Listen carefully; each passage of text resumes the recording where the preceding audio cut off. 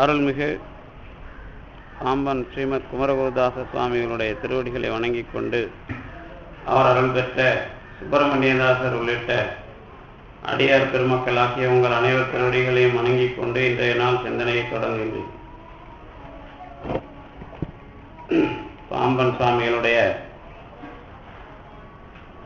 அருள் வரலாற்றை வெளிக்கொணர்கின்ற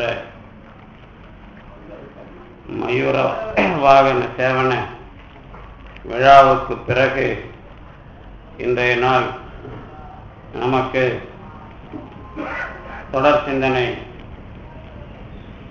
நாளான தகராலை ரகசிய அனுபவமாக அமைகின்றது என்ற தகராலய ரகசிய சிந்தனையை ஒட்டி மயூர வாகன சேவன விழாவில் பெருமான் அமைத்து காட்டிய அனுபவத்தை ஒட்டி நம்முடைய இன்றைய நாள் சிந்தனை அமைகின்றது. பாம்பன் சுவாமிகள் தகராலய ரகசியத்தில் 2ஆம் காண்டத்தின் 24வது பாடலில் குருவாக பெருமான் வந்து நமக்கு அருள் செய்வதை பற்றி விளக்கியதை சிந்தித்திருந்தோம். குருவாக பெருமான் அருள் செய்வது எப்படி என்பதை விளக்குகிற முறைதான் 2 முறை. ஒன்று, அந்த கடவுளே மனிதர்களில் இருந்து செய்வது, அல்லது இறைவனே மானுட வடிவனை கொண்டு வருவது என்பதாக 2 விதமாக பாம்பன் சுவாமிகள் சொன்னதனுடைய நுட்பத்தை நாம் விரிவாக சிந்தித்தோம். குறிப்பாக உமாபதி சிவாச்சாரியார் வரலாற்றை வைத்து முக்தி தருகின்ற வரலாற்றில் எப்படி இறைவன் மானுடர்களில் இருக்கின்ற குரு மூலமாகவே செய்கின்றான் என்பதையும், இன்னொன்று இறைவனே மானுட வடிவத்தில் வருகின்ற ஒன்று என்ற 2னையும் இதில் சுவாமிகள் விளக்குகின்றார் என்பதை பற்றி விரிவாக சிந்தித்தோம். இந்த குரு பற்றிய விவாதம் ஏன் வருகிறது, அதாவது குரு ஏன் கடவுளே குருவாக வரணும், அல்லது மனிதர்களில் குருவாக இருப்பது எப்படி, இந்த நிலைமைதான் இந்த குரு பற்றிய ஆராய்ச்சியில் விவாதத்திற்கு உள்ள இடம். எல்லாரும் குரு தான். இப்ப நான் சொற்பொழிவாளர், ஆனால் என்னை பொறுத்த வரைக்கும் நீங்கள் எல்லாரும் எனக்கு குரு எப்படின்னு கேட்டிங்கன்னா, நீங்கள் கேட்கறத வச்சு தான் நான் பேசணும், அதனால நீங்கள் தான் எனக்கு குரு, அப்படிதான ஒரு அடிப்படை. ஏன்னா அதுக்கப்புறம் நீங்கள் தானே விமர்சனம் பண்ணுறோம், இதெல்லாம் நீங்கள் இப்படி பேசுறதுலாம் சரியில்லை, இப்படிலாம் நீங்கள் பேசிக்கிறீங்க, விமர்சனம் பண்ணுறது நீங்கள் தான், அதனால் நீங்கள் தான் ஒரு வகையில் குரு. சிவப்பிரகாசர்னு ஒருத்தர் இருந்தார், வீரசைவ மரபு, நம்ம மயிலம் மடம் சார்ந்த புலவர். அவர் இந்த கற்பனை களஞ்சியன்னு பேர் வாங்கினவர். அவர் என்ன பண்ணார் அப்படின்னு கேட்டிங்கன்னா, தங்கம் தூக்கு மாட்டிக்கிச்சு. தங்கம் எங்கே தூக்கு மாட்டிக்கிச்சு அப்படின்னு கேட்டிங்கன்னா, உமையம்மையினுடைய மூக்கில் இந்த புல்லாக்குன்னு ஒன்று தொங்க விடுவாங்கல்ல, இப்போல்லாம் யாரும் அது நடிகர்கள் தான் தொங்க விடுறாங்க. சாதாரணமாக தொங்க விட்டு நீங்கள் நடுவில் ஒன்று தொங்கும், மூக்குத்தி இல்லாது, மூக்குத்தி 2 மூக்குக்கு நடுவில் தொங்குறது புல்லாக்கு. அது தூக்கு மாட்டிக்கிற மேலே, மற்ற இடத்துலலாம் தொங்கும், சப்போர்ட் இருக்கும், இது இங்கே இது தனியாக தொங்குது, அதனால அது தூக்கு மாட்டிக்குது. ஏன் அது தூக்கு மாட்டிக்கிச்சு அப்படின்னு கேட்டிங்கன்னா, இப்போதான் தங்கத்தை நாம் தட்டில், எலக்ட்ரானிக் தட்டிலெல்லாம் இடம் போடுறோம். அப்போல்லாம் குண்டுமணி தங்கம், இப்போவும் குண்டுமணி தங்கம் தான், 1 குண்டுமணி 2 குண்டுமணி, இந்த குன்றி மணி அப்படிங்கிறத குண்டுமணி அப்படிம்போம். குண்டுமணி எது, இந்த விநாயகர் சதுர்த்திக்கு விநாயகருக்கு கண் வைக்கிறதுக்கு பயன்படுத்துவோம்ல, அது ஒரு மருத்துவ மூலிகையும் கூட. அது அந்த குண்டிமணி விஷம். அந்த குண்டிமணி மூக்கு பாதி கருப்பு இருக்கும், பாதி சிவப்பு இருக்கும். அதை நீ வச்சு என்னை எடை போடுறதுக்கு அதை வச்சிருக்கியே அப்படின்னு தங்கம் தூக்கு மாட்டிக்கிட்டான். அதாவது நான் இவ்வளோ சுத்த தங்கம் சிவப்பா இருக்கிறேன், என்னை எடை போடுறதுக்கு மூக்குல கருப்பா இருக்கிற ஒரு குண்டுமணியை வச்சு எடை போடுறியே, எனக்கு எவ்வளோ அவமானம் அப்படின்னு சொல்லிட்டு குண்டுமணியை நினைச்சு தங்கம் தூக்கு மாட்டிக்கிச்சு அப்படின்னு ஒரு வரலாறு சிவப்பிரகாசர் சொல்றார். ஏன் இதை சொல்றாரு அப்படின்னா, இந்த உயர்ந்த பொருளை எடை போடுவது அப்படின்னு ஒரு விஷயம் இருக்குல்ல. இப்போ யாரை எடை போடுறது அப்படின்னு ஒரு விஷயம் வந்தால் உங்களுக்கு தெரியும். இந்த 2 சன்னிதானம் இருக்கிறாங்கன்னு வச்சுங்களேன். இந்த 2 சன்னிதானம் ஒரு கோயிலுக்கு வராங்க. 2 சன்னிதானம்னா 2 மடாதிபதிகள் கோயிலுக்கு வரும்போது ஒருத்தர் முன்னாடியே நின்றுட்டாருன்னா 2ஆவதா வர்ற சன்னிதானத்துக்கு இவர் வணக்கம் வைக்கணும். அது ஒரு சிக்கல். அதனால 2 சன்னிதானத்தையும் ஒரே நேரத்தில் நீங்க கொண்டு வந்து நிறுத்தணும். ஏன்னா நான் பெரியவனா நீ பெரியவனாங்கிற விஷயம் அதுல இருக்குது. உங்களுக்கு அதுல என்ன தெரியுது? உடனே உங்களுக்கு ஒரு வரலாறு ஞாபகம் வரும். எந்த வரலாறு? திருநாவுக்கரசர் வரலாறு. திருஞான சம்பந்தரும் திருநாவுக்கரசரும் எப்படி சந்திச்சுக்கிட்டாங்க அப்படின்னா உங்களுக்கு தெரியும். பல்லக்க திருநாவுக்கரசர் தூக்கினார். உடனே திருஞான சம்பந்தர் இறங்கி குதிச்சு அவர் காலில் விழுந்தார், இவர் அவர் காலில் விழுந்தார்லாம் படிக்கிறீங்க. இதே திருநாவுக்கரசர் வரலாறை சேக்கிழார் சொல்ல வருவார் அப்பூதியடிகள் புராணத்துல. திருநாவுக்கரசருக்கு ஒரு பட்டமே கொடுக்குறார் சேக்கிழார். என்ன பட்டம் கொடுக்குறாருன்னா, மற்றவங்க வணங்குறதுக்கு முன்னாடி அவங்கள வணங்குற ஒரு பெரிய ஆள். அதாவது இப்போ நாம 2 பேர் வணக்கம் வைக்கிறோம்னு வச்சுங்களேன், யார் வணக்கம் வைக்கிறது அப்படின்னு ஒரு விஷயம் வரும். இந்த மாதிரி மற்றவர் முன் பணியும் திருநாவுக்கரசர்னு அதுலதான் பட்டம் கொடுக்குறார். யாரு? அவங்க எவ்வளவு வேகமா வணக்கம் சொல்றவங்களா இருந்தாலும் அவங்க செய்யறதுக்கு முன்னாடியே தன்னுடைய வணக்கத்தை தெரிவிக்கிறவர் அவர் தான். அதான் திருநாவுக்கரசருடைய உயர்வான நிலை. அப்ப நீங்க அவர்கிட்ட வணங்குறவங்க அப்படிங்கிறது அவரோட கீழே தான். அதாவது பெரிய ஆள் வணங்கினாலும் சரி, சின்ன ஆள் வணங்கினாலும் சரி, மற்றவர் எவரும் வணங்கி அவருக்கு வணக்கம் தெரிவிப்பதற்கு முன்னதாக வணக்கத்தை தெரிவிக்கக்கூடிய ஒரு ஆற்றல் திருநாவுக்கரசருக்கு உரிய ஒரு தனித்தன்மை அப்படிங்கிறது சேக்கிழார் அப்பூதியடிகள் புராணத்துக்குள்ள வைக்கிறார். ஏன்னா அப்பூதியடிகள் இவருக்கு தொண்டர் இல்ல, அங்கதான் இந்த விஷயத்தை முன்வைக்கிறார் சேக்கிழார். அப்பூதியடிகள் காலில் உழறதுக்கு முன்னாடி இவர் உழறவர். ஆனா அப்பூதியடிகள் விழுந்த பிறகு அவர் காலில் இவர் விடுறார். இவர் எழுந்து நின்று பார்க்கிறார் திருநாவுக்கரசர். அப்பூதியடிகள் அங்கேயே கிடக்கிறார். அதுக்கப்புறம் தூக்கி விடுவார். இப்படித்தான் நீங்க அந்த அப்பூதியடிகள் புராணத்துக்குள்ள பாத்தீங்கன்னா தெரியும். அப்ப இதெல்லாம் என்ன விஷயம் அப்படின்னு கேட்டீங்கன்னா, இதுதான் அந்த ஏத்துக்கிற விஷயம். அப்ப திருநாவுக்கரசரை அவர் குருவா வச்சுட்டதுனால அவரை பத்தி அவரே சொன்னாலும் அவருக்கு கோபம் வருது. யார்? திருநாவுக்கரசரை திட்டினாலும் அப்பூதியடிகள் திருநாவுக்கரசர்னு தெரியாம இருந்து சண்டெல்லாம் போடுறதுலாம் உங்களுக்கு தெரியும்.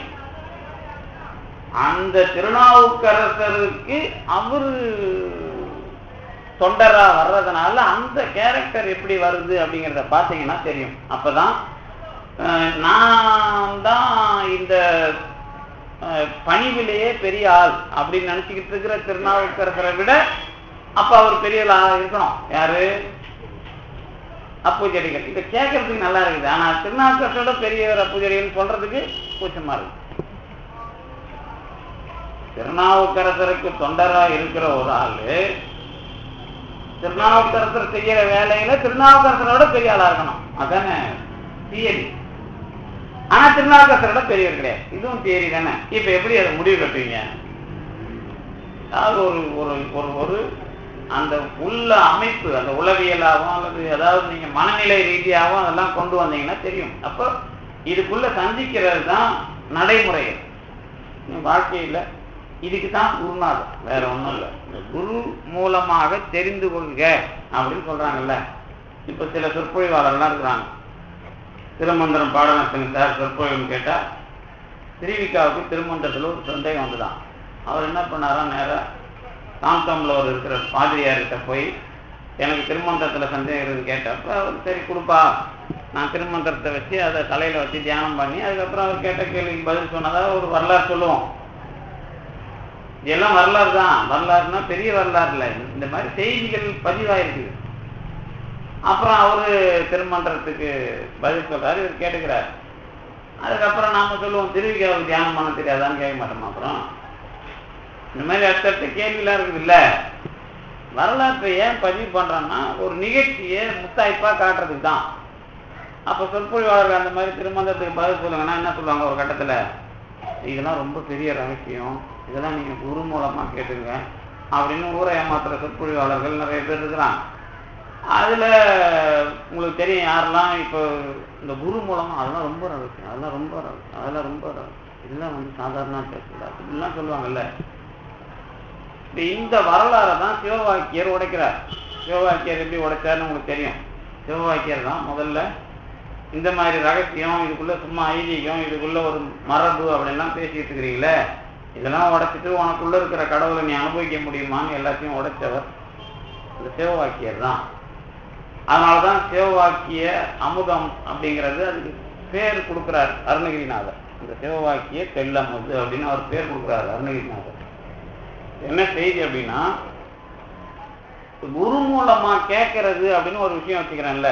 இப்போ நமசிவாயன்னு ஒரு மந்திரம் வரும். இன்னைக்கு தெரியும், இந்த மழையும் பேருந்து பிரச்சனையினால இன்னைக்கு வந்திருக்கிறதுலாம் செலக்டட் ஆடியன்ஸ் தானே. அதனால நீங்க இந்த சில விஷயங்களுக்குள்ள ஆழமா போகலாம். இப்போ எல்லாரும் விடுறதுக்கெல்லாம் வாய்ப்பு இல்லை. குரு மூலமா கேட்டுங்க அப்படின்னு சொல்லுவாங்கல்ல. இப்போ மந்திரம் தீட்சை சொல்லிக் கொடுப்போம். தீட்சைன்னவொன்னே என்ன வரும், இப்போ நம்ம பாமன் சாமியும் என்ன இருக்கார், அனுஷ்டான விதியெல்லாம் எழுதுவார். அதெல்லாம் படிச்சிங்கன்னா தெரியும். முறையாக உங்களுக்கு சொல்லிக் கொடுக்கறது, அதுக்குள்ள ஒரு பயத்தை உண்டாக்கி உங்களை முறையாக பயிற்சி செய்ய வைக்கிறது அப்படின்னு ஒரு முறை தான் தீட்சை. முதல்ல இங்கே தீட்சை வாங்கினவரெல்லாம் இருக்கிறாரு. அடிப்படையில் ஒரு மந்திரம் சொல்லிக் கொடுப்பாங்க. நமசிவாயை தான் எல்லாருக்கும் சொல்லிக் கொடுப்பாங்க. அதுக்கப்புறம் சிவையை நம்ம சொல்லும்பாங்க. அதுக்கப்புறம் மூணாவது மந்திரம் அவங்களுக்கு எப்படி வித்தியாசமாக அதுக்கு நினைக்கிறாங்களோ, சிவ சொல்லு இல்லை சிவைய சிவ சொல்லு, இந்த மாதிரிலாம் சொல்லிக் கொடுப்பாங்க. முதல்ல சமய தீட்சை, அப்புறம் விசேட தீட்சை, அப்புறம் நிர்வாண தீட்சைன்னு அவுத்து போட்டு கொடுக்கறது அப்படிங்கிறதுலாம் இல்லை. உள்ள மொத்தத்தையும் நீங்கள் வெளியில் வர்றது அப்படிங்கிற மாதிரி நிர்வாண தீட்சை வரைக்கும் போகும் இந்த வரலாறு. இது நம்ம தீட்சையை கிண்டல் அடிக்கிறது இல்லை. இந்த தீட்சை அப்படிங்கிற விஷயம் ஒரு காலத்தில் இருந்தப்போ சுரேந்திரநாத் ஆர்யா அப்படின்னு ஒருத்தர் நம்ம சுதந்திர போராட்டத்தில் ஈடுபட்டவர், பாரதியாரோட நண்பர். அவரு இந்த பாரதியாரோட நண்பர்கள்லாம் முக்கியமானவங்க. அந்த பாரத மாதாவுக்கு கோயில் கட்டின ஒருத்தர். இவங்கெல்லாம் என்ன பண்றாங்க, அப்பெல்லாம் வேற வேற சமயத்தில் இருந்தவங்க. இந்த ஆர்யார் கிறிஸ்துவ சமயத்தில் இருந்தார். அவருக்கு தொழுநோய் வந்தது அவருக்கும். அப்போ அவர் சைவ சமயத்தில் சேரணும்னு முயற்சி பண்ணுறார். இவங்க யாரும் சேர்த்துக்கல. இதை பாபு சிதம்பரம் பிள்ளை பேசுகிறார், ஒரு மீட்டிங்கில் பேசுகிறார் திருநெல்வேலி பக்கம். இந்த மாதிரி ஆர்யா போன்றவர்களுக்கு தீட்சை வேற சமயத்தில் நீங்கள் கொண்டு வர்றதுக்கு இவங்க வாய்ப்பு இல்லை, இதெல்லாம் செஞ்சு தரல, இவங்க முறையாக அது இதுன்னு ஏதோ பட்டியல் வச்சுக்கிறாங்க அப்படின்லாம் வருத்தப்பட்டு பாபு சிதம்பரம் பிள்ளை பேசுகிறார். அதனாலேயே பாபு சிதம்பரம் பிள்ளையை சைவ சித்தாந்த பெருமண்டத்தில் இருந்தெல்லாம் வெளியே தள்ளுறாங்க. பாபு சிதம்பரம் பிள்ளையும் இதெல்லாம் சந்தித்தார். இந்த மாதிரி சைவ சித்தாந்தத்தை கொஞ்சம் புரட்சியாக பேசி இவங்கெல்லாம் வெளியே தள்ளுறதுலாம் அவர் வரலாறுலேயும் இருக்கு. அதுக்கப்புறம் தான் மாநாடுகளில் ஒரு பிரச்சனை வருது. சைவ சித்தாந்த மாநாடுகளில் எப்படி நம்ம அடுத்த சமயத்தில் இருந்தவங்களை கொண்டு வரணும் அப்படிங்கிறப்போ தீட்சை இதெல்லாம் வேணாம், அதெல்லாம் நீங்கள் நிறைய கட்டுப்பாடுலாம் விதிச்சிருக்கிறீங்க, திலகவதியார் பண்ண மாதிரி திருநூறு வச்சு நாங்கள் சைவத்துக்கு மாற்றிடுவோம் அப்படிங்கிறத முடிவு பண்ணுறாங்க. அது ஞானியார் சுவாமிகள்லாம் இருந்ததை சொல்லியிருக்கிறதா வரலாறு. திலகவதியார் அப்படித்தானே சமணத்திலிருந்து வந்த திருநாவுக்கரசருக்கு திருநீர் வச்சு திருவாளன் திருநீர் திலகவதியார் தாமளிப்ப அப்படி அந்த விஷயத்துக்கு பிறகு அவர் சைவராக வருகிறார் அப்படின்னு வரலாறு. என்ன விஷயம் அப்படின்னா, இதுல பிரச்சனை வந்தா நீ குரு மூலமா கேட்டுக்கோ அப்படின்னு சொல்றதுன்னா அதுல என்ன பெரிய பிரச்சனை இருக்குது அப்படின்னு கேட்டீங்கன்னா என்ன சொல்லுவீங்க? இந்த குரு மூலமா இப்ப எனக்கு அவர் தான் குரு, உங்களுக்கு சிலர் குரு. இப்ப பாக்குற ஆளுங்கள்ல உங்களுக்கு கொஞ்சம் படிச்சவங்கள நீங்க குருவா வச்சுக்கிறீங்க அப்படி வச்சுங்களேன்.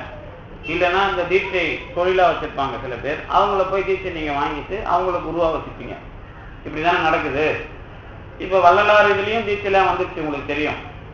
இன்னும் பாமன் சாமிகிட்ட தான் தீட்சைலாம் வரல மாதிரி தெரியுது. அது வந்ததுன்னா எனக்கு ஆளுக்கு தெரியல. யாராவது இந்த பாமன் சாமி வச்சுட்டு தீட்சை யாராவது கொடுக்குறீங்களா வாங்குறீங்களான்னு தெரியல.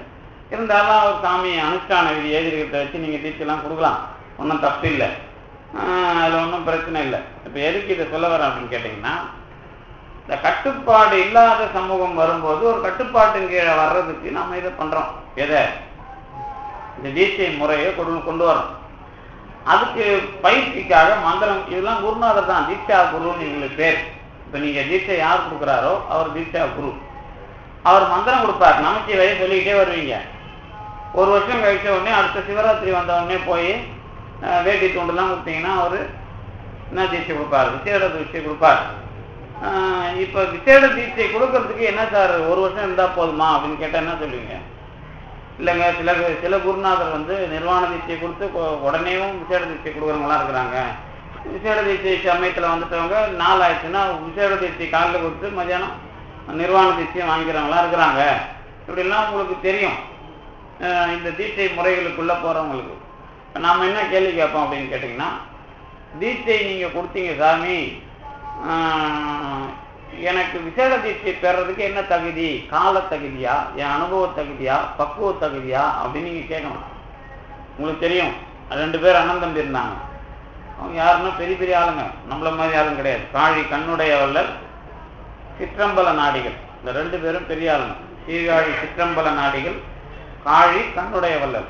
சீர்காழியில் இருந்த 2 பேர் அண்ணன் தம்பிங்க, காழி கண்ணுடைய வள்ளல், சிற்றம்பல நாடிகள். சிற்றம்பல நாடிகள் எழுதின நூல் துகளறு போதம், உங்களுக்கு தெரியும். துகளறு போதம், அப்புறம் திருச்செந்தூர் அகவல், இன்னும் நிறைய நூல்கள்லாம், அந்த முக்கியமான நூல்கள்லாம் அவர் பாடிக்கிறார். ஆனால் காழி கண்ணுடைய வள்ளல் ஒரே நூல் தான் பாடினார். சீர்காழி சிற்றம்பல நாடிகள் யாருன்னா, அவர் தீட்சை தான் முறைப்படி பின்பற்றுகிறவர். ஆனால் அவர் கூட ஒரு 62 மாணவர்கள் இருந்தாங்க. அவரோட சேர்த்து 63 பேர் அப்படின்பாங்க. மாணவர்களோட இருந்த 63 பேர் இவங்கெல்லாம் முறைப்படி தீட்சையை பின்பற்றி முறைப்படி அந்த பயிற்சி மேற்கொண்டவர்கள். குருநாதர் அதுல பெரியவர் யாரு? சிற்றம்பல நாடிகள். அவர் தான் இந்த மொத்தமா எல்லாருக்குமே முக்தி கொடுக்குறாரு. அவரை வச்சு தான் எல்லாருக்கும் முக்தி கிடைக்குது. மாணவர்கள் எல்லாருக்கும் அந்த பக்குவம் இருந்ததா அப்படின்னு நம்ம சொல்ல முடியாது. கண்ணப்பன் ஒரு சிஷ்யம் இருந்தான். ஒரு வீட்டில் எல்லாரும் சாப்பிட போறாங்க. அப்ப எல்லாருக்கும் நெய்க்கு பதிலாக விளக்கெண்ணெயை ஊற்றிடுறாங்க. அந்த சிஷ்யம் மட்டும் சாமி கசக்குதுங்கிறான். உனக்கு என்ன நாக்கு அடக்க முடியலையா, நீ வெளியே போயிட்டு வா அப்படின்னு அனுப்புறாரு. அதுக்குள்ள அவன் வர்றதுக்குள்ள இவங்க எல்லாருக்கும் நம்ம முக்தி அடையலாம் முடிவு பண்ணி சித்தர்காடு மாயவரம் பக்கம் இருக்கிற அந்த இடத்துல தேர்ந்தெடுத்து சொல்லி ஒரு குழியில வெட்டி எல்லாரும் இறங்கிக்கிறாங்க. அதுதான் சித்தர்காடு இப்பவும் இருக்குது. நீங்க மாயவரம் பக்கம் போனீங்கன்னா பார்க்கலாம். அதுக்கப்புறம் அந்த கண்ணப்பன் வந்தான். அவனுக்கும் வந்து குருவே என்ன இப்படி பண்ணிட்டேன்னா ஒரு கையை அதை பொழந்துட்டு கை வந்து அவன் உள்ளே வச்சுக்குது அப்படிங்கிறதுலாம் வரல. இதெல்லாம் பிரச்சனை இல்லை. இதுல வந்து யாருக்கு பக்குவம் இருந்ததா இல்லையாங்கிறது குருநாதர் ஒரு நல்ல ஆளு, அவர் எல்லாரையும் வச்சுக்கிட்டு அதை வந்து ஒழுங்கா வாங்கி கொடுத்தார். அதுல ஒன்றும் பிரச்சனை இல்லை. இவரோட தம்பி தான் இந்த காழி கண்ணுடைய வள்ளல். அவருக்கு இவர் தீட்சை பண்ணி வைக்கிறார்.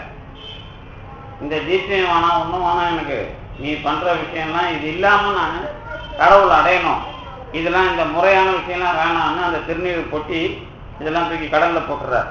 அவர் வந்து இந்த விபூதிய உடம்புல அதாவது இந்த முப்புண்டரமா பண்றாங்கல்ல, திரிபுண்டரமா, அந்த முறையை மாற்றி அதை போட்டுட்டு கலைச்சிடுவார். அந்த திரிபுண்டரத்தை போட்டு கலைச்சிடுவார். ஏன் கலைச்சிடுவார் அப்படின்னா அந்த கட்டுப்பாட்டுக்குள்ள நாங்க இருக்க வேணாம் அப்படிங்கிறத கலைச்சிட்டு தீட்சையெல்லாம் வேணான்னு தள்ளிட்டு அவர் பாடின நூல் தான் காழி கண்ணுடைய வள்ளல் எழுதிய என்னது ஒழிவில் ஒடுக்கம். இந்த ஒழிவில் ஒடுக்கம் தான் 19ஆம் நூற்றாண்டுல மிகப்பெரிய புரட்சி செஞ்ச நூல் தமிழ்நாட்டில். அந்த ஒழிவில் ஒடுக்கம் அப்படிங்கிறது ஏன் புரட்சி பண்ணிச்சு அப்படின்னு கேட்டீங்கன்னா, வடநாட்டில் ராஜாராம் மோகன் ராயும் அந்த தயானந்த சரஸ்வதியும் வேதத்தை தூக்கி வச்சுக்கிட்டு உருவ வழிபாடு தேவலை அப்படிங்கிறத மறுக்கிறாங்க. அதாவது வடமொழியை கையில் எடுத்து வேதத்தில் சொல்லப்பட்ட பிரம்மம் மட்டும்தான் நம்ம பேசணும், மற்ற கடவுள்லாம் பேச தேவைன்னு ராஜாராம் மோகன் ராய் சொல்றார். இல்லை இல்லை, நம்ம வடமொழியும் புனிதமானது, அது கடவுளோட மொழின்னு தயானந்த சரஸ்வதி சொல்றாங்க. இந்த 2 கூட்டம் சேர்ந்து தான் இந்தியாவில் பரவுது. அப்போ பரவின பிறகு அந்த காலத்துல இந்த காழி கண்ணுடைய வள்ளல் ஒழிவில் ஒடுக்கும் நூலை வச்சு தான் யாரெல்லாம் வெளியே வராங்க. வள்ளலார் வெளியே வர, சோமசுந்தர நாயகரும் பேசுற, உருவ வழிபாடும் வேணும், அதை கடந்து எப்படி நாம அருவ வழிபாட்டுக்கு போறது அப்படிங்கிறதையும் அந்த காலத்துல பேசுறாங்க. அதை வச்சுதான் ராமலிங்க அடிகளாருக்கு வள்ளலார்னு பேர்லாம் அந்த காழி கண்ணுடைய வள்ளலை வச்சுதான் வருது. அது வள்ளலாருங்கிற பேர் அந்த கண்ணுடைய வள்ளலை வச்சுதான் இவருக்கு வருது. ஏன்னா ஒளியில் ஒடுக்கத்தை பதிப்பிச்சு அந்த பொது விஷயமாக கடவுளை நீங்க பெரிய அளவில் அனுபவிக்கிறது எப்படி ஜோதியா அப்படிங்கிறதுக்குள்ள போறதெல்லாம் அந்த வரலாறு தான். இப்ப இவ்வளவு வரலாறு சொல்றேன்ல, அவர் அண்ணன் தம்பி இப்படி போறாங்க, சிஷியனுங்களை இப்படி வச்சிருக்கிறாங்க, இவ்வளவு வரலாறு இருக்குது. இதுக்குள்ள தீட்சையினால என்ன பக்குவம் இருக்குது? தீட்சைங்கிறதுக்குள்ள ஒரு கட்டுப்பாடு இருக்குது. அந்த கட்டுப்பாடுக்குள்ள அவரை தலைவராக ஏற்றுக்கிட்டு கொஞ்சம் பேர் இருக்கிறாங்க. அது தலைவராக நீ வேணாம்னு சொல்லிட்டு ஒருத்தர் வெளியே போய் பெரிய அளவில் வேலை பார்த்துருக்கிறாரு. அப்போ தீட்சைங்கிறதுனா என்ன அப்படின்னா வேற ஒன்றும் இல்லை, மனநிலை சார்ந்து நாம நம்முடைய செயல்களை மேற்கொள்றதுக்கு தான் அது ஒரு அடையாளம். அப்போ மனநிலை சார்ந்து நான் இந்த மேற்கொள்ளுகிற அடையாளம் எதெல்லாம் கற்றுக் கொடுத்தா உங்களுக்கு நம்ம பிறப்புல வளர்ச்சி அடையலன்னு சொல்ல முடியும் அப்படிங்கிறது தான் அதுக்கு அடுத்த கட்டம். இப்போ அடுத்ததா என்ன அப்படின்னா, குரு மூலமா கேட்கறதுக்கு தான் அந்த பயிற்சியில நான் வளர்ந்தனா அப்படின்னு தெரிஞ்சுக்கிறேன். இப்ப நான் அப்படி வச்சுக்கிறேன்னு வச்சுங்களேன், என்னுடைய நான் தீட்சை கொடுத்த ஒரு ஆளுக்கு எந்த அளவுக்கு பக்குவம் இருக்குதுன்னு நான் தெரிஞ்சுக்கணும். எப்படி தெரிஞ்சுக்க முடியும்? உங்களுக்கும் உங்க மனைவிக்கும் எவ்வளவு பக்குவம் இருக்குது, உங்களுக்கும் உங்க பிள்ளைக்கும் எப்படி அண்டர்ஸ்டாண்டிங் இருக்குதுன்னு எப்படி தெரியும்? உங்களுக்கு பிள்ளைய விட்டு கொடுக்காம பேசுறது வேற. நேற்று ஒரு பையன் மருந்துக்கிற கோயில சொற்பொழிவு கேட்கிறான். சொற்பொழிவு என்கிட்ட 60 வயசுக்காரங்களும் புரிஞ்சிக்காத சொற்பொழிவை அந்த 12 வயசுல அவன் புரிஞ்சுக்கிறான். அவன் கேட்குறான், பதில் சொல்றான். அதுக்கப்புறம் சொற்பொழிவு முடிஞ்சிட்டு போகும்போது போயிட்டு வரான் அங்கிள்னு சொல்லிட்டு போறான். அப்போ அவனுக்குள்ள வரான் ஒரு 12-15 வயசு பையன். நேற்று நடந்தது. எதுக்கு சொல்றான் அப்படின்னா, இப்போ அதே மனநிலை ஒரு 60 வயசு அங்கே ஒருத்தர் இருக்கிறார், 20 வருஷமா பாட்டு பாடிட்டு இருப்பாரு. எத்தனை கதை சொன்னாலும் அவர் அந்த சுற்றி விட்டது இது மற்ற இந்த ரப்பர் மாதிரி அந்த பாட்டுக்கு தான் வந்து நிற்பார். அவர் அந்த பாட்டுல என்ன அர்த்தம் இருக்குதுன்னு கடைசி வரைக்கும் மண்டையில ஏறாரு. அவருக்கு தெரிஞ்ச பாட்டு கடைசியில முடிஞ்ச பிறகு அதுக்கு ஒரு பாட்டு ஞாபகம் வரும். அவர்தான் அவர் சுற்றி விட்டார் ரப்பர் மாதிரி அங்கேயே வந்து நிற்பார். அப்ப மூளை வளர்ச்சி அடையலன்னு நம்ம அதுக்கு பதில் சொல்றோம். அப்ப மூளை வளர்ச்சி அடையிறது அப்படிங்கிறதான மனம் சார்ந்த விஷயம்னா நம்ம சொல்றது. அப்ப என் சிஷ்யம் பக்குவம் அடைஞ்சான் அப்படிங்கிறத நான் கற்றுக்கிறது எப்படி? இப்போ உங்க பிள்ளைய நீங்க எப்படி தெரிஞ்சுப்பீங்க? அப்புறம் நீங்க என்ன பண்ணாலும் அம்மா கண்டுபிடிக்கிறது இதெல்லாம் வருது இல்ல, இதே மாதிரி தான் குரு கண்டுபிடிக்கும். குரு குரு மூலமாக நீ தெரிந்து கொள் அப்படின்னா என்ன அர்த்தம் கேட்டீங்கன்னா, இந்த மந்திரார்த்தம் சந்திரார்த்தம்லாம் இல்லை, உனக்கு எந்த அளவுக்கு அது பக்குவமாகி இருக்கிறது அப்படிங்கிறது. அந்த பக்குவத்துக்கு என்ன பேர்னா நமசிவாய அப்படின்னா இறைவனுடைய பேரு. அது இந்த உலக பொருள்கள் எல்லாத்துக்கும் மூலமான மந்திரம். ஆனா அதை தாண்டி அறிவை அனுபவிக்கணும்னா சிவையை நம்ம சொல்லணும். இப்ப நான் உலக பொருளை அனுபவிச்சுட்டு அறிவை அனுபவிக்கிறதுக்கு வளர்றதுதான் சிவையை நம்மங்கிறத சொல்றது. இப்ப நான் அறிவை அனுபவிக்கிறேன்றப்போ கடவுளுக்கும் எனக்கும் எந்த அளவுக்கு நெருக்கம் ஆயிருக்கு அப்படிங்கறத யாருக்கு தெரிஞ்சுக்க முடியும்? இப்ப ஒவ்வொரு வரலாறுக்குள்ளேயும் நாம இவ்வளவு சிக்கல் வருது சாரு, இந்த சிக்கல் எனக்கு எதனால வந்தது? இப்ப நீங்க இருக்கிறீங்க, நான் இருக்கிறேன், பழகிறோம், உங்களுக்கும் சிக்கல் வரும், எனக்கும் சிக்கல் வரும். இதுக்கு முடிவு இதனால இது வந்தது அல்லது இவரு இப்படி புரிஞ்சுக்கிறாரு அப்படிங்கிற மாதிரி ஒரு முடிவு சொல்றீங்கல்ல, இந்த முடிவு சரியா இருக்குமான்னு கேட்டா 90% சரியா இருக்காது. ஏன்னா நம்ம மௌனமா இருப்போம், அவ்வளவுதான். மௌனமா இருப்போம்னா இதுக்கான பதிலை சொல்ல மாட்டோம். உனக்கு புரிஞ்சது அவ்வளவுதான், எனக்கு புரிஞ்சது இவ்வளவுதான். அப்ப எனக்கு புரிஞ்சது இவ்வளவுதான், உனக்கு புரிஞ்சது அவ்வளவுதான் நீங்க சொல்லிட்டு மழுப்பிட்டு வரீங்கல்ல, இப்படிதானே வாழ்ந்துட்டு இருக்கிறோம். மனைவி வரைக்கும் எல்லாரும் இப்படிதான் வாழ்ந்துட்டு இருக்கிறாங்க. அதாவது குடும்பத்திலிருந்து குருகுலம் வரைக்கும். இப்ப இதுக்கு நீ இது பண்றது தப்பு அப்படின்னு உரிமையா சொல்றதும், நீங்க பண்றது சரி அப்படின்னு உரிமையா சொல்றதும், அந்த உரிமைங்கிறது எதனால வரும்?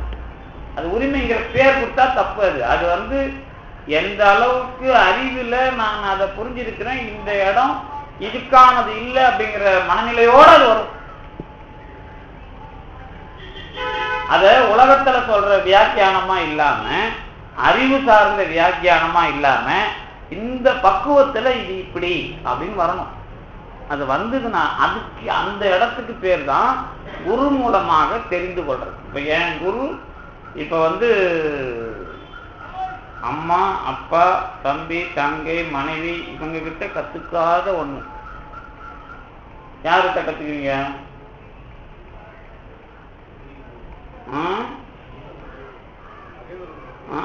கடவுள் இருக்கிறானான்னு முதல்ல தெரியாது, இறைவன் கிட்ட கத்துக்கிறாங்க. எங்க கடவுள் இருக்கிறாரு அப்புறம் கடவுள் இவங்கெல்லாம் இல்லைன்ன பிறகுதான் கடவுள் தெரியணும் உங்களுக்கு.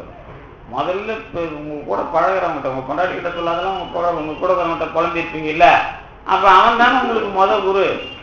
கொண்டாட்டி முதல் குருவா இருப்பாங்க, பிள்ளைங்க ரெண்டாவது குருவா இருப்பாங்க, மூணாவது சில பேர் ஜாதகத்துல நீங்களே சொல்லுவீங்க இல்ல, உனக்கு புள்ள போறது தாயா அது நீ கேட்டதுக்கெல்லாம் பதில் சொல்லுவோம், நீ பண்ண அட்டகாசத்தெல்லாம் உன் புள்ள தாயா உனக்கு பில்லங்க வைக்க, நாங்க சொன்னா நீ அடங்க மாட்டேன், உன் புள்ள தான் உன்ன அடக்கணும்லாம் ஜோசியத்திலே சொல்லுவீங்கல்ல. அந்த மாதிரி இவங்க ஒரு கட்டமா இந்த ஏற்பாடு பண்றதும் கடவுள் தான், இந்த ஏற்பாட்டையும் கடவுள் தான் பண்றான். இவனுக்கு புரியாது விளக்கண்ணிக்கு, இவனுக்கு இப்படி ஒரு ஆளை வச்சுதான் இவனுக்கு புரிய வைக்கணும்னு அதையும் கடவுள் தான் பண்றான். ஆனா நாம பேசுறது அப்படின்னு வர்றப்ப நாம யாரையாவது ஒரு ஆளை தேர்ந்தெடுத்து அவங்க கிட்ட எல்லாத்தையும் பேசுறது. மனைவியா இருந்தாலும் அவங்களுக்கு வேற பேர் கொடுக்குறோம், ஃப்ரெண்ட்ஷிப்பா பேசிக்கிறோம் அப்படின்னு ஒரு பேர் கொடுத்து பேசுறீங்க இல்ல, அந்த எல்லையை தாண்டி. இப்ப சில பேர் சொல்லுவீங்க, மனைவி கிட்டையும் இதெல்லாம் பேசாதரா நாளைக்கு பிரச்சனை வந்துடும், அம்மா கிட்டையும் இதெல்லாம் சொல்லாதரா நாளைக்கு பிரச்சனை வந்துடும், ஒரு எல்லை வைக்கிறீங்கல்ல, இந்த எல்லையெல்லாம் இல்லாம பேசலாம் அப்படின்னு நீங்க ஒரு ஆள் வாய்ப்பு கிடைக்குதுன்னா அவனுக்கு பேர் தான் முதல்ல குரு. அது நீங்க படிக்கிற வாத்தியாரா இருக்கலாம், கூட இருக்கிற ஃப்ரெண்டா இருக்கலாம், எதுவாவது ஒன்று இருக்கலாம். எல்லை, அதாவது உறவு எல்லைகளை தாண்டி நான் ஒன்றை கற்றுக்கொள்ளுகிறேன் என்று சொன்னால் அவன் தான் முதல்ல உங்களுக்கு குருவா இருக்கிறான். அப்ப என்ன, உங்க மனசுல இருக்கிறத வெளியே கொண்டு வரணும். கடவுளோட வேலை என்னன்னா முடிச்ச வைக்கிற வேலை. கடவுள் தான் ஒரு சரியான முடிச்ச வைக்கி, வேற யாராலையும் முடிச்ச வைக்க முடியாது. என்ன அப்படின்னு கேட்டீங்கன்னா, நமக்கு இருக்கிற நாட், அதாவது அந்த மூளையில விழுந்த முடிச்சு யாராலையும் உங்களால விளக்க முடியாது. அதுதான் டீச்சைன் நம்ம முடிச்சு போட்டு அவுக்கிறதுலாம் அந்த டீச்சைல வர சடங்குல அதெல்லாம் உண்டு. அப்ப இந்த முடிச்சு அவுக்கிறதுங்கதான் முன்னை வினையின் முடிச்சு அவிழ்ப்பார்களே அப்படின்னு திருமூலர்லாம் பேசுறது அதை வச்சுதான். அப்ப நம்மளுடைய மனநிலை சார்ந்து இந்த இடத்துல வரைக்கும் இவன் பேசுவான். சரி, நீ பேசுறது பிரச்சனை இல்லை, நீங்க பேசி கேட்கிறவன் அந்த சூழ்நிலைக்கு சந்தர்ப்பத்துக்கு பயன்படுத்தாத இருக்கணும்.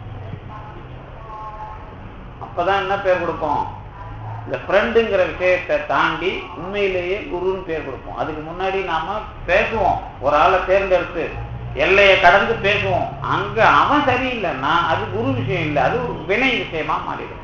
அப்ப குருவை நீங்க எப்படி ரெண்டாவது கட்டத்துக்கு தாண்டுறீங்க? முதல்ல நமக்கு வாய்ப்பு தர்ற வினையிலேயே ஒரு குரு நமக்கு இந்த எல்லைகளை, உறவு எல்லைகளை தாண்டி பேசுவதற்கு ஒருத்தன் கிடைக்கிறான். அவன் சரியான ஆளா இருந்தாதான் அந்த குரு ஸ்தானத்துக்கு வர்றான். அப்ப யாரா இருப்பான்? மற்ற எல்லாரும் சந்தர்ப்பத்துக்கு பயன்படுத்துறவங்க தான். அதனாலதான் இந்த தனிப்பாடல் நீதிப்பாடல்லாம் எழுதும்போது தெளிவா சொல்லிடுவோம், நீ உன் ரகசியத்தை, உன் பிரச்சனையை, உன் வறுமையை அர்த்தமட்ட பேசாத அப்படின்னு தெளிவா சொல்லிடுவோம். ஒருவேளை நீங்க பேசியும் அவங்க பயன்படுத்துறாங்க, உங்களுக்கு எதிர்ப்பா ஒரு கட்டம் வருதுன்னா அது வினையில நின்றுடும். அப்ப வினையில வராம நான் பேசுறதும் நிக்கிறதுக்கு ஒரு தகுதி வேணும். இப்ப சாதாரணமான விஷயம் இல்லை அது. இப்ப நீங்க இப்ப இப்படி வச்சுங்களேன், இப்ப நம்ம வீட்டுல நடக்கிற பிரச்சனையை நாம இங்க இப்ப சில பேர் இருக்கிறாங்க, நான் கூட சில கதையெல்லாம் சொல்லியிருப்போம். ஒருத்தர் பையன் கொலைகாரனா போயிட்டான், அவர் கொலை பண்ணி தப்பிச்சிருப்பாரு, பையன் கொலைகாரனா போன பிறகு இவர் வருத்தப்படுறாரு. நிறைய வரலாறு சொல்றேன்ல, இப்ப என் சொற்பொழில நிறைய உண்மையான வரலாறு, நிறைய இல்லை, எல்லா வரலாறும் உண்மையான வரலாறு தான். இந்த மாதிரி இவர் ஏதாவது ரகசியத்துல நம்ம திருட போறாரு அப்படின்றது இதெல்லாம் ரகசியமே கிடையாது. இந்த மேட்டர்லாம் உங்களுக்கு ஒழுங்கா தெரியலன்னு அர்த்தம். எப்படி, அதாவது நீங்க மற்றவங்களை பார்த்து சூடு போட்டுக்கிற விஷயம் அது. மற்றவங்களை பார்த்து சூடு போட்டுக்கிற விஷயத்துல இதெல்லாம் நீங்க ரகசியமா அர்த்தம், அது இல்லை. அது அது ஒரு பொழப்பு. அது என்ன பொழப்புன்னு கேட்டீங்கன்னா, மற்றவங்க மாதிரி வாழணும்னு நினைக்கிறோம்ல, மற்றவங்க மாதிரி உலக வாழ்க்கையில வாழணும், மற்றவங்கள மாதிரி இந்த உலகத்துல கௌரவமா, அது பேர் கடைசியா தானே கௌரவமா வாழணும் அப்படிங்கிற பேர்ல பேசுற எந்த ஒரு ரகசியமும் ரகசியம் கிடையாது.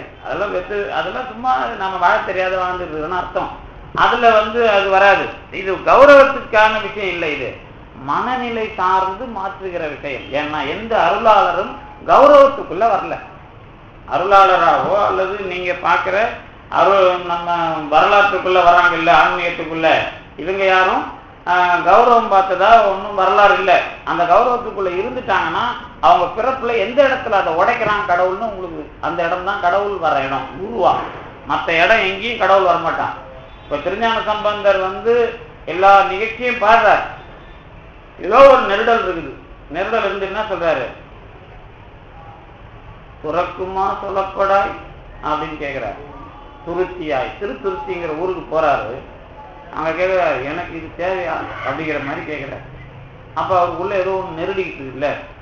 அதே மாதிரி திருநாவுக்கரசர் கேட்கிறாரு, என் உடம்ப கொஞ்சம் மாற்றி கூடாது, பார்க்கும்போது எனக்கு நெருடலா இருக்குங்கிறார். அப்ப இவங்கெல்லாம் கேட்கிறாங்கல்ல, அப்ப என்ன அர்த்தம், அவங்களுக்குள்ள அந்த பிறப்புலையும் ஒரு நெருடல் இருக்கும். அந்த இடம் வரும்போதுதான் முழுசா தட்டி விடுறது. இந்த முழுசா தட்டி விட்ட பிறகுதான் முழு கடவுள் அப்படிங்கிறதுக்குள்ள கலப்பு. அதுக்கு முன்னாடி இருக்கிறதெல்லாம் அந்த கடவுள் நிலைக்கு உரிய குருங்கிற இடத்துல ரொம்ப நிறுத்த முடியாது. இப்ப எப்படி வச்சுங்களேன், இப்ப கடவுள் வந்துட்டா நீங்க ஞானம் அடைஞ்சிருவீங்களா அப்படின்னு கேட்டா என்ன பதில் சொல்லுவீங்க? கடவுளை பார்த்தவங்க எத்தனை பேரு? திருநாவுக்கரசர் பார்க்கிறார், ஞானம் அடைஞ்சார் சீர்காழியில. அப்புறம் ஏன் துறக்குமா சொல்லப்படாதுன்னு கேட்கிறாரு. கடைசியில போய் என் வார்த்தையை இந்த பசங்கள்லாம் ஒழுங்கா பயன்படுத்தல, நான் நினைச்ச மாதிரி நடக்கல அப்படின்னு கடைசியில ஏன் சொல்லணும் அவரு? சரி சொல்றாரு. திருஞான சம்பந்தர் மாணிக்க வாசகர் கடவுளையே முதல்ல பார்க்கிறார். அதுக்கப்புறம் நீ கடவுள் சொல்லிட்டு போறான், நீ ஒன்றும் வேலைக்கு ஆகாது, நீ இங்கே இருக்கும் நாளைக்கு அப்படின்னு சொல்லிட்டு அவரே போறார். கடவுளே சுந்தரர் கடவுளை வேலையும் வாங்குறாரு, பார்க்கவும் செய்யறாரு. இப்ப கடவுளை பார்த்துட்டா மட்டும் ஞானம் வந்துட்டான், கடவுளை பார்த்துட்டா மட்டும் முத்தி வந்துட்டான் இல்லை இல்லை. ஏன் நம்ம பாமன் சாமியும் கடவுளை பார்த்தவர் தானே, பழனி முருகனை பார்க்கறாருல, பிறப்பநூலத்துல தாம இருந்தது. ஏன் அதோட பொட்டியை மூட்டை கட்டிங்க போல? அதுக்கப்புறம் ஏன் இங்க இங்க இந்த வரலாறு மயூர வாகன சேவன வரலாறுலாம் ஏன் வருது? அப்ப அந்த ஆன்மாவை முழுமை அடைய வைக்கிறதுல ஒரு சின்ன புள்ளி இருக்குது அப்படிங்கிறது யாருக்கு தெரியும்? உலகத்துக்கான ரிசல்ட் ஒரு பக்கம், உலகத்துக்கான மேற்கோள் அதான் ரிசல்ட்னா உலகத்துக்கு சாட்சியா கொடுக்கறது ஒரு பக்கம். அவங்க வரலாறுல பர்ஃபெக்ஷன் அப்படிங்கிற முழுமைக்கு வர்றது ஒரு தனி நிலை. இந்த ரெண்டும் செட் ஆகிற இடத்துலதான் நீங்க என்ன பார்க்கணும்னா இந்த கடவுளே குருவா வர்ற விஷயத்த செட் பண்ண முடியும். இப்ப பாம்பன் சாமிக்கு மயூர வாகன சேவனத்துல 3 விஷயம் நடக்குது. 3 விஷயம் என்னென்ன நடக்குதுன்னா, அவருடைய காலில் 2 வேலு, 3வது நிக்கிற வேலு இது இருக்குது. அதுக்கப்புறம் 11வது ராத்திரியில மயில் காட்சி. அதுக்கப்புறம் குழந்தை பக்கத்துல அவர் தலையணை பக்கத்துல படுத்துட்டு அது வந்த விஷயம், முருகன் வந்த விஷயம். இந்த 3 விஷயமும் இருக்குதுல்ல, 3 விஷயத்துல பாம்பன் சாமி மயூர வாகன சேவனம் தான் பட்டம் கொடுக்குறாரு. அந்த விழாவை, அந்த வரலாற்று நிகழ்ச்சியை நடத்துறதுக்கு பட்டம் எது கொடுக்குறாருன்னா மயூர வாகன சேவனம் அப்படின்னு தான் பேர் கொடுக்குறாரு. ஏன் மயூர வாகன சேவனம் பாம்பன் சாமி பேர் கொடுக்கணும்?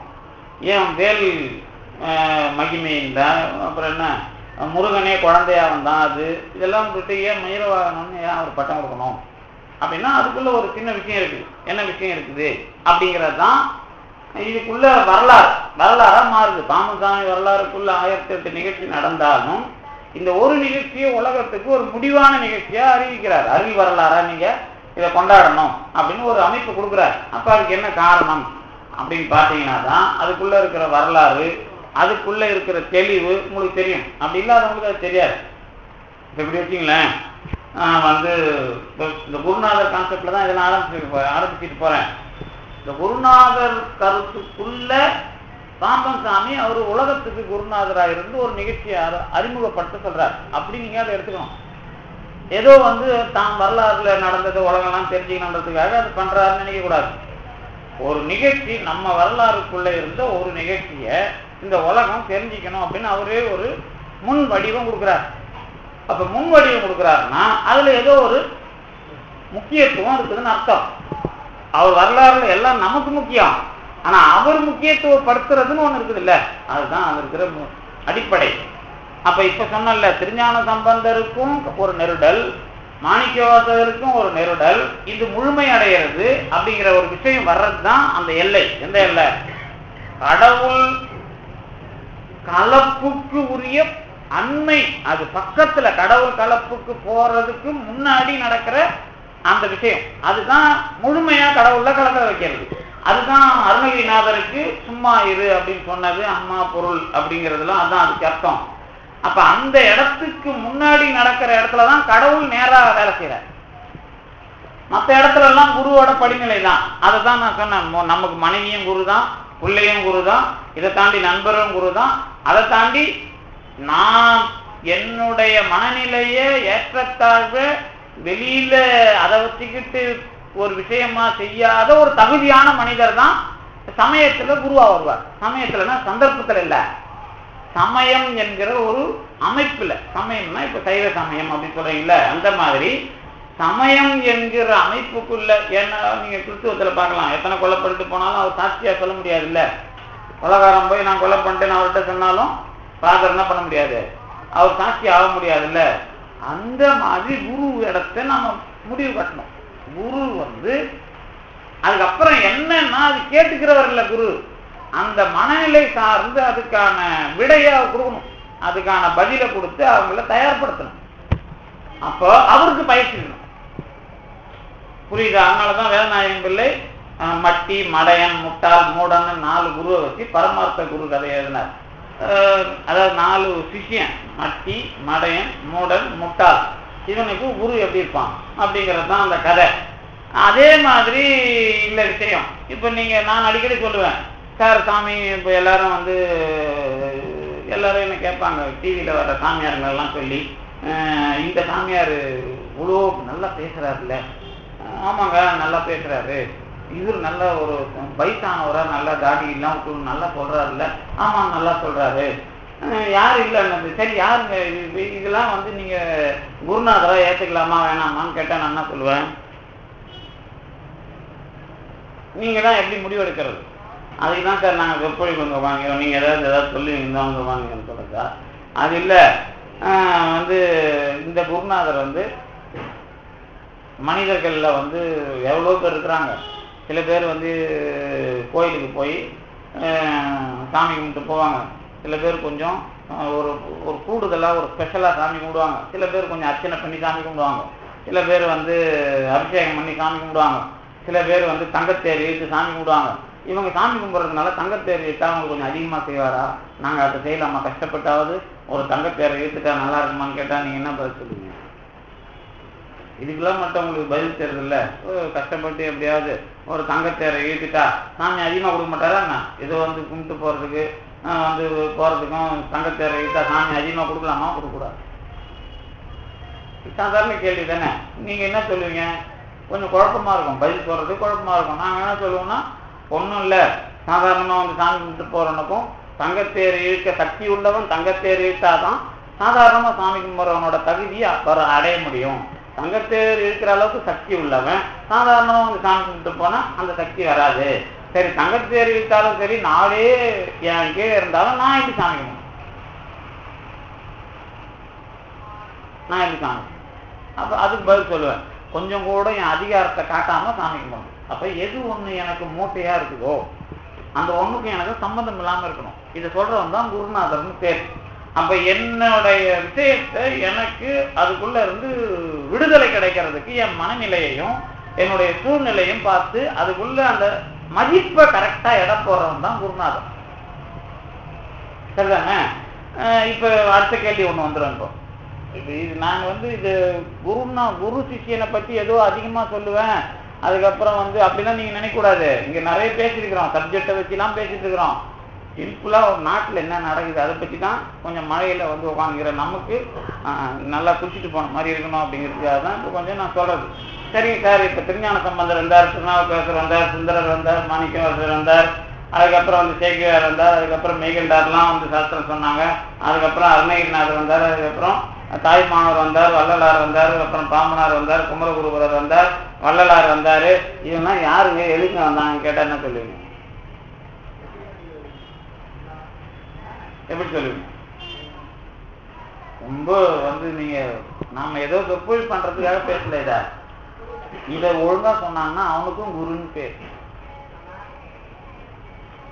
திருஞான சம்பந்தர் இந்த அனுபவத்துல இருந்தாருங்க, வள்ளலார் இந்த அனுபவத்தில் இருந்தாருங்க, பாம்பனார் இந்த அனுபவம். என்னதான் இருந்தாலும் பாம்பனார் வேற, வள்ளலார் வேறங்க. திருஞான சம்பந்தர் அது சுத்தமா அது வேறங்க, வந்து மாணிக்கவாசர் வேறங்க அப்படின்னு ஒரு ஆள் சொல்றாருன்னு வச்சுங்களேன், நீங்க ஏத்துப்பீங்களா ஏத்துக்க மாட்டீங்களா? ஏத்துப்பீங்கல்ல? எப்படி ஏத்துக்கிறது? இது எப்படி ஏத்துக்கிறது? இப்ப பாம்பனார் வேற வள்ளலார் வேற தானே, வேற தானே, ரெண்டு பேரும் ஒன்னா பின்னா அது கூட இந்த கேள்வி கூட தெரியாது, குழந்தை கேட்டாடும் சொல்லலாம். என்ன பாம்பனார் வேற வள்ளலார் வேற தான். சரி, வள்ளலார் என்ன பண்ணாரு? ஒரு கொள்கை சொன்னாரு, பாம்பனார் ஒரு கொள்கை சொன்னாரு, திருஞான சம்பந்தர் ஒரு கொள்கை சொன்னாரு. இப்ப இவர் வேற கொள்கை அவர் வேற கொள்கை, திருஞானம் வேற கொள்கை தானே, சரிதானே? ஆமா. அப்ப கடவுள் எத்தனை கடவுள் இருந்தாருன்னு நான் கேட்டேன். விநாயகர், சரஸ்வதி, அதுக்கு பேருனா உமையம்மை, லட்சுமி, அப்புறம் வந்து திருமால், இப்படி கடவுள் யாராவது பங்கு போட்டு எடுத்துக்கினாங்களா? திருஞான சம்பந்தர் எந்த சாமியை எடுத்துக்கினாரு கையில? வள்ளலார் எந்த சாமியை கையில எடுத்துக்கினாரு? திருநாவுக்கரசர் எந்த சாமியை எடுத்துக்கினாருன்னு நான் கேட்டேன், என்ன சொல்லுவீங்க? அதனாலதான் சிவவாக்கியர் சொன்னார், சோதி அவர் இல்ல திருஞான சம்பந்தரா, சோதி திறமறிய ஆசானும் விழலெனவே நீத்து விடு. அவங்களாம் வாத்தியாரே கிடையாதுங்கிறார். நான் மயிலம் காலேஜில் முதல் படிக்க போனேன் 1985. ஒரு வாத்தியார் உள்ள வந்தார். அவர் எங்க வாத்தியார்? ரத்தன சபாபதி வாத்தியார். ரத்தன சபாபதி கிட்ட நான் மெட்ராஸ்ல பின்னாடி தானே படிக்கிறேன், சைவ சித்தாந்தம். அவருக்கும் வாத்தியார், அவருக்கு சுருக்கமா வேசிம்போம், வே சிவசுப்பிரமணியன் பேரு. அவர் வந்து அதுக்கு முன்னாடி இன்னொருத்தர் இருந்தார், ஆசின்னு ஒருத்தர் இருந்தார். ஆசின்னா ஆசி விளங்கினார். அவரும் அங்கே வேலை பார்த்தார், இலக்கண கடல்னு சொல்லுவோம். அவரும் அதே கல்லூரியில் இருந்தவர் தான். இந்த திரு சிவசுப்பிரமணியம் வந்தார் கிளாஸ்க்குள்ள. நான் ஃபர்ஸ்ட் இயர் போய் உட்காந்துங்கிறேன். வந்த உடனே உலா எடுக்க வந்தார். ஒரு இந்த தஞ்சாவூர் உலா, தஞ்சாவூர்ல அந்த மன்னனை பற்றி ஒரு உலா. அதை எடுக்கும் போதே கஞ்சனூர் அண்ணன் நடையால் எடுத்தார். கஞ்சனூர் அண்ணன் நடையால் எடுத்தார். நான் இந்த திண்டிவனம் வால்டர்ஸ்கட்டில் இருந்து கொஞ்சம் பேர் வந்து படித்தான். அப்போ தான் முதல்ல வால்டர்ஸ்கட்டில் பையன்லாம் நிறைய வந்து படித்தான். வால்டர்ஸ்கட்டில்னா உங்களுக்கு தெரியும், ரவுடி பசங்க படிக்கிறாரான்னு. அவன் கொஞ்சம் வால்தனம் பண்ணான், புத்தகத்தை தூக்கி அடிச்சாரு, கிளாஸை விட்டே போனவர். அந்த வருஷம் முழுக்க சம்பளம் வாங்கி எந்த கிளாஸும் எடுக்காமல் போனவர் தான் இந்த சிவசுப்பிரமணியம் சார். அவர் வந்து எங்கே பார்த்தாலும் பட்டிமன்றம்லாம் பேசியிருக்காரு, எல்லாம் பண்ணியிருக்காங்க. ரிட்டையர்ட் ஆன பிறகு இவங்களுக்குலாம் அந்த மெட்ராஸுக்கு வந்தால் சைவ சித்தாந்த சொற்பொழிவு நடத்துகிற இடம் திருவான்மையூர் லோன் இருந்தது. அதான் மருந்தீஸ்வரர் கோயிலில் நம்ம ஓதுவார் ஏற்பாடு பண்ணார். இங்கெல்லாம் சொற்பொழிவு எல்லாரும் பண்ணிக்கிட்டு இருக்கிறாங்க. இப்போ அவர் வந்து என்ன பண்ணியிருக்காரு, அசோக சாலவாசம் பாம்பன் சாமி சொற்பொழிவுக்கு இந்த மயூர வாகனத்தை எடுத்துருக்கிறார். அப்போ என்ன பண்ணிக்கிறாரு, பாம்பன் சாமி பார்த்த மயில் ஆணவம் கர்மா அப்படின்னு பேசியிருக்கிறார். அப்போ இவங்களை நீங்கள் குருநாதர்னு ஏற்றுக்கிறீங்களா இல்லையா, இவங்க அறிவாளியா முட்டாளா அப்படின்னு கேட்டால் என்ன பண்ணுவீங்க? அதே நிலவரம் தான் அதுக்கும் இருக்கும். எதுக்கு? திருஞானம் எங்கள் வாத்தியார்கிட்டையும் போய் கேட்டிங்கன்னா, ரத்தன் சுவாச்சார்கிட்டையும் வள்ளலார் வேற, பாம்பனார் வேற, சைவ சித்தாந்தம் வேற. இதுதான் சண்டை. சைவ சித்தாந்த பெருமன்றத்தில் நடக்கிற சண்டை உங்களுக்குலாம் தெரியும். என்ன சண்டை நடக்குது? பாம்பனார் பேசினா அங்கே சண்டை வந்துடும். பாம்பனார் வேறங்க, அவர் எங்க சைவ சித்தாந்தத்தில் கொண்டாடுறீங்க அப்படின்னு அங்கே சண்டை போடுவாங்க. வள்ளலார இந்த குப்புராஜின்னு ஒருத்தர் கொண்டு போனார். அவர் என்ன பண்ணாரு, சைவ சித்தாந்திங்க சாஸ்திரம் பேசுன்னு சரக்கருக்காருன்னு பேனர் ஓட்டினார். அப்புறம் அவர் தலைவர் பதவியிலிருந்து அவரை தூக்கினாங்க. இந்த மாதிரி சண்டைலாம் நடக்கும். இது எதனால நடக்குது? நான் சொல்றது மற்ற சமயவாதிகள் இல்ல. இப்போ சாம்பன் சாமி போய் வைணவர்கள்கிட்ட சண்டை போட்டது இல்ல. சோமசுந்தர நாயகர் சங்கராச்சாரியரை கபோதி கஸ்மாலெல்லாம் திட்டி, தாஜிமாலெல்லாம் திட்டி கோர்ட்ல எல்லாம் பெனால்ட்டி எல்லாம் கட்டிருக்காரு, தண்டம் எல்லாம் கட்டிருக்காரு. அந்த கதையில் இப்ப நான் பேசுறது இங்கேயே சமயத்துக்குள்ளேயே. அது மட்டும் இல்லை, இப்போ ஒன்று நடக்குது. இந்த சைவ சித்தாந்தமே தெரியாத ஒருத்தனை மெட்ராஸ் யூனிவர்சிட்டியில் சைவ சித்தாந்த துறையில போட்டு வச்சுக்கிறாங்க. அதுக்குள்ள வேலை வாங்குறதுக்கு வேற ஒருத்தனை திருட்டுத்தனமா ஏற்பாடு பண்ணி அதுக்கு ஒரு சைவ சித்தாந்தம் பேசுற பேராசிரியர் திருட்டு வேலை பண்ணிடுறான். இப்ப நடக்கிற இந்த மாசம் நடந்துக்கிற விஷயம் இது. இவ்வளோ அயோக்கியத்தனம் இங்க மட்டும்தான் நடக்கும், நம்ம சைவ சித்தாந்தத்துல மட்டும்தான் நடக்கும். ஏன் இதுக்கு என்ன காரணம்? சோதி திறமறியா ஆசான் ஒருத்தருக்கும் விளங்கலன்னு அர்த்தம். அப்ப குருநாதரை பத்தி பேசுறதுன்னு சொல்லிட்டு வந்தா நாம என்ன சைவ சித்தாந்தத்துல சொல்லுவோம் அப்படின்னா, தம் முதல் குருவுமாய் தவத்தினில் உணர்த்த விட்டு அப்படின்னு சிவஞான போதம் மெய்கண்டாருடைய அந்த பாட்டை நாங்க சொல்லிக் கொடுப்போம். உனக்கு யார் குருவா வந்தாலும் நீ ஈடேற முடியாது, உனக்கு உள்ள இருக்கிற இறைவன் குருவா வந்தாதான் நீ ஈடேற முடியும். ஏன் அது? அதுல ரெண்டு விஷயம் இருக்குது. ஊர்ல இருக்கிற எல்லாம் அயோக்கியன ஒரு அர்த்தம் இருக்குது, இன்னொன்னு தப்பிக்கிறதுக்கு ஒரு அர்த்தம் இருக்குது. தப்பிக்கிறதுக்கு என்ன அர்த்தம்னா, நாங்க அந்த அளவுக்கு இல்லப்பா கடவுள் வந்தாதான் உன்னை ஈடேற்ற முடியும் அப்படின்னு தப்பிக்கிறதுக்கும் ஒரு அர்த்தம் இருக்குது. அதுல என்ன அர்த்தம்னு கேட்டீங்கன்னா, ஒண்ணும் இல்ல, என் மன குறிப்பு அவனுக்கு தெரியும். நான் என்ன நினைச்சுக்கிட்டு இருக்கிறேன். இதுதான் எது பௌத்த சமயத்தை சார்ந்த சாக்கிய நாயனார் கல்லால சிவலிங்கத்தை அடிக்கும் போது இல்ல அவன் அதை பூவாதான் போட்டான் அப்படின்னு முடிவெடுக்கிறவன் கடவுள். ஏன்னா அவன் உள்ள அவன் தான் இருப்பான். அவன் தான் நீ எந்த அளவுக்கு வளர்ந்திருக்கிற, உனக்கு அறிவு எந்த அளவுக்கு இருக்குது அப்படிங்கிறத தெரிஞ்ச குரு அவன் தான் வெளியே உனக்கு இல்ல உள்ள இருந்து உணர்த்துவான் அப்படின்னு சைவ சித்தாந்தத்துல குருவை பத்தி நீட்டி முழக்குவோம். என்ன அது இன்னும் உள்ள இருந்து உணர்த்துறான்? எனக்கு ஒன்றும் புரியல. உள்ள இருந்து உணர்த்துறான், வெளியிருந்து உணர்த்துறான்னா என்ன? படிக்கிறதுக்கு இந்த சாஸ்திரம் சொல்லி இந்த சைவ சித்தாந்தம் பார்த்தீங்கன்னா ஜில்லுன்னு இருக்கும். ஆணவம்பான், கண்மம்பான், மாயம்பான், அது பிறக்கும்பான், சகலரும்பான், விஞ்ஞான கலரும்பான், பிரளய கலரும்பான். அப்புறம் இந்த தீட்சையில எத்தனை இருக்கு, நயன தீட்சை, ஸ்பர்ஷ தீட்சை, அது இது என்னென்ன பட்டியல் உண்டோ வடமொழியில ஒரு வார்த்தையை போட்டு உங்களுக்கு விளக்கம் கொடுக்கறதுல கொஞ்சம் கூட கூச்சப்பட மாட்டோம். ஆனா உள்ள இருந்து உணர்த்தினா ஏன் அருணகிரிநாதருக்கு உணர்த்தி அவர் என்ன திருந்தினாரு இப்படி கேட்டா என்ன சொல்லுவீங்க? மாணிக்க வாசகருக்கு உள்ள இருந்து உணர்த்தி என்ன திருந்தினாருன்னு கேட்டா என்ன சொல்லுங்க? நான் ஏன் இதை அவர் எனக்கு மாணிக்க வாசகர் மேலேயும் அருணகிரிநாதர் மேலேயும் மரியாதை இருக்குதா இல்லையாங்கிறது இல்லை. உங்களுக்கு அது மாதிரி சொன்னாதான் சூடு சோர்ணையாவது அது அது அது உள்ள வாங்க முடியுதான்னு பாக்குறேன். வேற ஒண்ணும் இல்லை. மாணிக்க வாசகருக்கு இருன்னு பெருமான் சொல்லிட்டான். அவர் அவர் என்ன பண்ணாரு? அதுக்கப்புறம் கொண்டு போய் அங்க போடுறான், அங்க தோற்றான், இங்க தோற்றான். அதுக்கப்புறம் அவரை புலம்ப வைக்கிறாருல்ல கடவுள். அப்ப உள்ள இருந்து உணர்த்துறதுன்னா என்ன? உள்ள இருந்து உணர்த்துறதுன்னா ஒண்ணும் இல்ல, நீ அடுத்தடுத்து செய்யற வேலையில எந்த அளவுக்கு உன் மனசுல மாற்றம் வந்திருக்குதுன்னு பாக்குறது. நீ சொல்றத கேட்க நான் சொல்லிட்டார் சும்மா இரு அப்படின்னு அருணகிரிநாதருக்கு சொல்லியாச்சு. அவர் சும்மா இருந்தாருன்னா என்ன அர்த்தம்? உடனே எல்லாரும் சொல்லுவான் சும்மா இருந்தா அதுக்கு நிறைய அர்த்தம் எழுதுவான், டிக்ஷனரியை பிடிப்பான், சைவ சித்தாந்தத்துல என்னென்ன இருக்குதோ, அப்புறம் கருவி அடக்கிறது, 36 அடக்கிறது, 96 அடக்கிறது, மொத்தத்தையும் அடக்கிறதுங்கிறதெல்லாம் பட்டியல் போடுவோம். தியானம்பம், வெங்காயம்பம், வெள்ளை பூண்டம்பம் எல்லாம் போட்டு வச்சு கடைசியா அம்மா பொருள் ஒன்றும் அறிவிக்கல. கடைசி வரைக்கும் சும்மா இருந்ததுக்கு என்ன அர்த்தம் இல்லையா? அப்படிதானே வரும் கடைசியா. பாம்பன் சாமி எழுதுற அர்த்தம், இவங்க எழுதுற அர்த்தம்லாம் எனக்கு பிரச்சனை இல்லை. சும்மா இரு அப்படிங்கிறது அவருக்கு வந்துதா இல்லையா? சும்மா இருக்கிறதுனா என்ன அப்படின்னு நான் அதுக்கு ஒரு நீங்க என்ன சொல்றீங்கன்னு எனக்கு கேட்காதீங்க. இதை உணர்த்துறது நீ எந்த அளவுக்கு அதுக்குள்ள வந்தன்னு உள்ளகிற கடவுள் அமைதி அடையணும். இப்ப சும்மா இருந்து அவனுக்கு சொல்லிட்டப்பா, அவன் சும்மா இருந்தானா யாருக்கு தெரியும்? இப்ப எதிரில் ஒருத்தங்க வாயை பேசாம இருக்கீங்க, உள்ள எத்தனை பேரும் என்ன திடீர்னு உட்காந்துக்கிறீங்க? அது உண்மை தானே. 90% பேர் இங்க திடீர்னு உட்காந்துக்கிறீங்க. அப்ப நான் நீங்க எல்லாரும் என்ன கேட்கறீங்க, நான் சொல்ல முடியும்? சொல்ல முடியாது இல்ல. அப்ப அந்த மாதிரி இது யாருக்கு தெரியும்? சில விஷயம் வரைக்கும் நீங்க தெரிஞ்சிடும். எது வரைக்கும்னா ஆண் பெண் உறவு கடவுள் ஏன் வச்சான் அப்படின்னு கேட்டீங்கன்னா, இவன் சைக்காலஜியை எந்த அளவுக்கு செயல்பாட்டுக்குள்ள கொண்டு வந்திருக்கிறான், அடுத்தவங்களை எந்த அளவுக்கு அவன் பழகிறான் அப்படிங்கிறது ஆண் பெண் உறவுல மட்டும்தான் தெரியும். வேற எந்த உறவுலையும் தெரியாது. மனிதனுடைய மனநிலையில எந்த அளவுக்கு இவனுக்கு நுட்பம் இருக்குது அப்படிங்கிறதும், பழகி அடுத்தவங்களை நம்புற அளவுக்கு எந்த அளவுக்கு அவன் வாழணும் அப்படிங்கிறதுலையும் இந்த ரெண்டையும் கத்துக்கணும்னா அதுக்கு பேர் தான் கல்யாணம். அதனாலதான் திருவள்ளுவர் தெளிவா எழுதினார், அறம் எனப்பட்டதே இல்வாழ்க்கை, அதுவும் திறன் பழிப்பது இல்லாயின் நன்று. பொண்டாட்டியா இருந்தாலும் பழி சொல்லக்கூடாது, அடுத்த வீட்டுக்காரனையும் பழி சொல்லக்கூடாது. அறம் எனப்பட்டது இல்வாழ்க்கை. அந்த மனநிலை உங்களுக்கு எல்லாம் வந்திருந்தா நீங்க எல்லாம் குத்தனை நடத்துறவங்க பேர், அல்லது கல்யாணம் பண்ணி வாழறவங்க பேர். திருக்குறள் படி, நான் உங்களை யாரையும் குறை சொல்லல.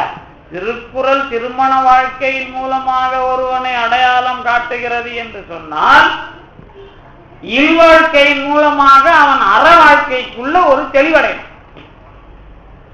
அப்படி வந்தா அது ஓகேங்கிறார். இல்லைன்னா நீங்க கல்யாணம் பண்ணிக்கிறது ஒண்ணு, பண்ணிக்காத ஒண்ணுன்னு சொல்லிட்டு கடைசியா நக்கல் அடிப்பார். என்னது கடைசி பாட்டு அந்த அந்த திருக்குறளை முடிக்கிற இடத்துல, சிலர் அதன் செல்வி தலைப்படுவனர், மலரினும் மெல்லிது காமம், சிலர் அதன் செல்வி தலைப்படுவனர் அப்படின்னு என்ன அர்த்தம்னா, கொஞ்சம் பேர் கம்பா அதுல தேர்வான், ஒருத்தனும் தேரல அப்படின்னு அவர் முடிவு வந்துட்டு தான் வேற மாதிரி சொல்றார். மலரினும் மெல்லிது காமம், சிலர் அதன் செவ்வி தலைப்படுவர்னா அந்த சைக்கலாஜிக்கலா எவனும் வெற்றி பெற முடியாதுன்னு அர்த்தம். அந்த சைக்கலாஜிக்கல் விஷயத்துக்கு தான் அதை கொடுக்குறோம்.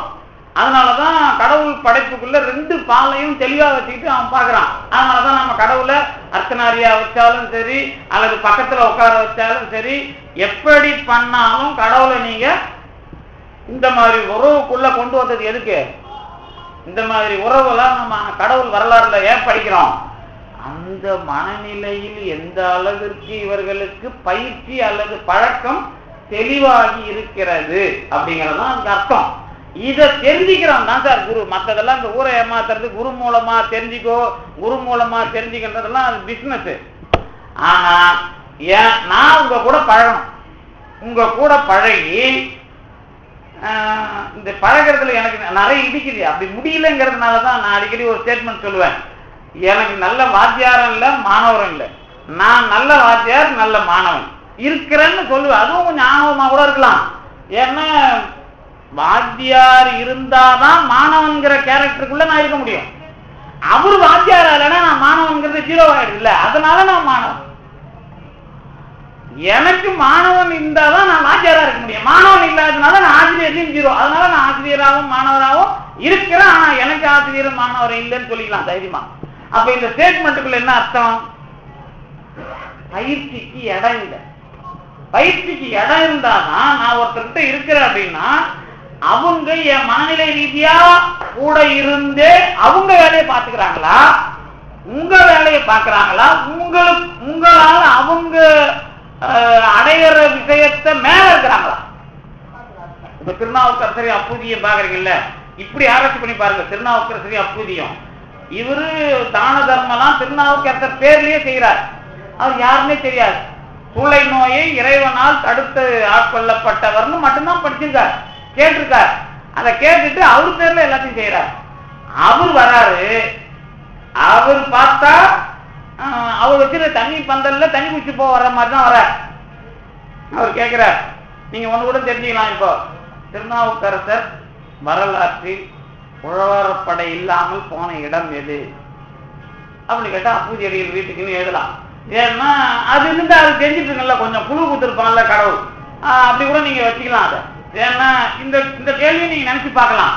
அப்ப என்ன அர்த்தம் அப்படின்னா அவருக்கு கோபம் வருது. ஏன்பா இது இந்த பேர் உன் பேரை வைக்காம வேற ஒருத்தன் பேரை இங்க ஏன்பா எழுதுனேன் அப்படின்னு ஒரு வார்த்தை கேட்கிறாரு. உடனே அவருக்கு கோபம் வருது. இது உனக்கு வேற பேரையா, இது உனக்கு வேற பேராயா அப்படின்னா என்ன அர்த்தம்? அந்த பேருக்குள்ள அவர் ரொம்ப ஊறி போயிருக்கிறாருன்னு அர்த்தம். இந்த ஊற விஷயம்தான் பழகிறது. இந்த ஊற விஷயம்தான் பழகிறதுன்னு சொன்னாதான் இவர் இப்படி எடுக்கிறாரு, இப்படி செய்யறாரு, இதுக்கு மேல இப்படி புரிஞ்சுக்கணும். இப்ப ஏன் இதை புரிஞ்சுக்கணும்? ஏன் புரிஞ்சுக்கணும்? அதை எதுக்கு புரிஞ்சுக்கணும்? அவர் கேட்கறதுக்கா இவர் வாங்கறதுக்கா? அது இல்ல, கடவுள் அனுபவத்துக்குள்ள இவர் வரணும், நல்ல அதாவது அந்த நல்ல விஷயத்துக்குள்ள தெளிவா இருக்கணும் அப்படிங்கிறதுக்காக அதுக்குள்ள இவங்க 2 பேருக்குமே இருக்காது வேலை.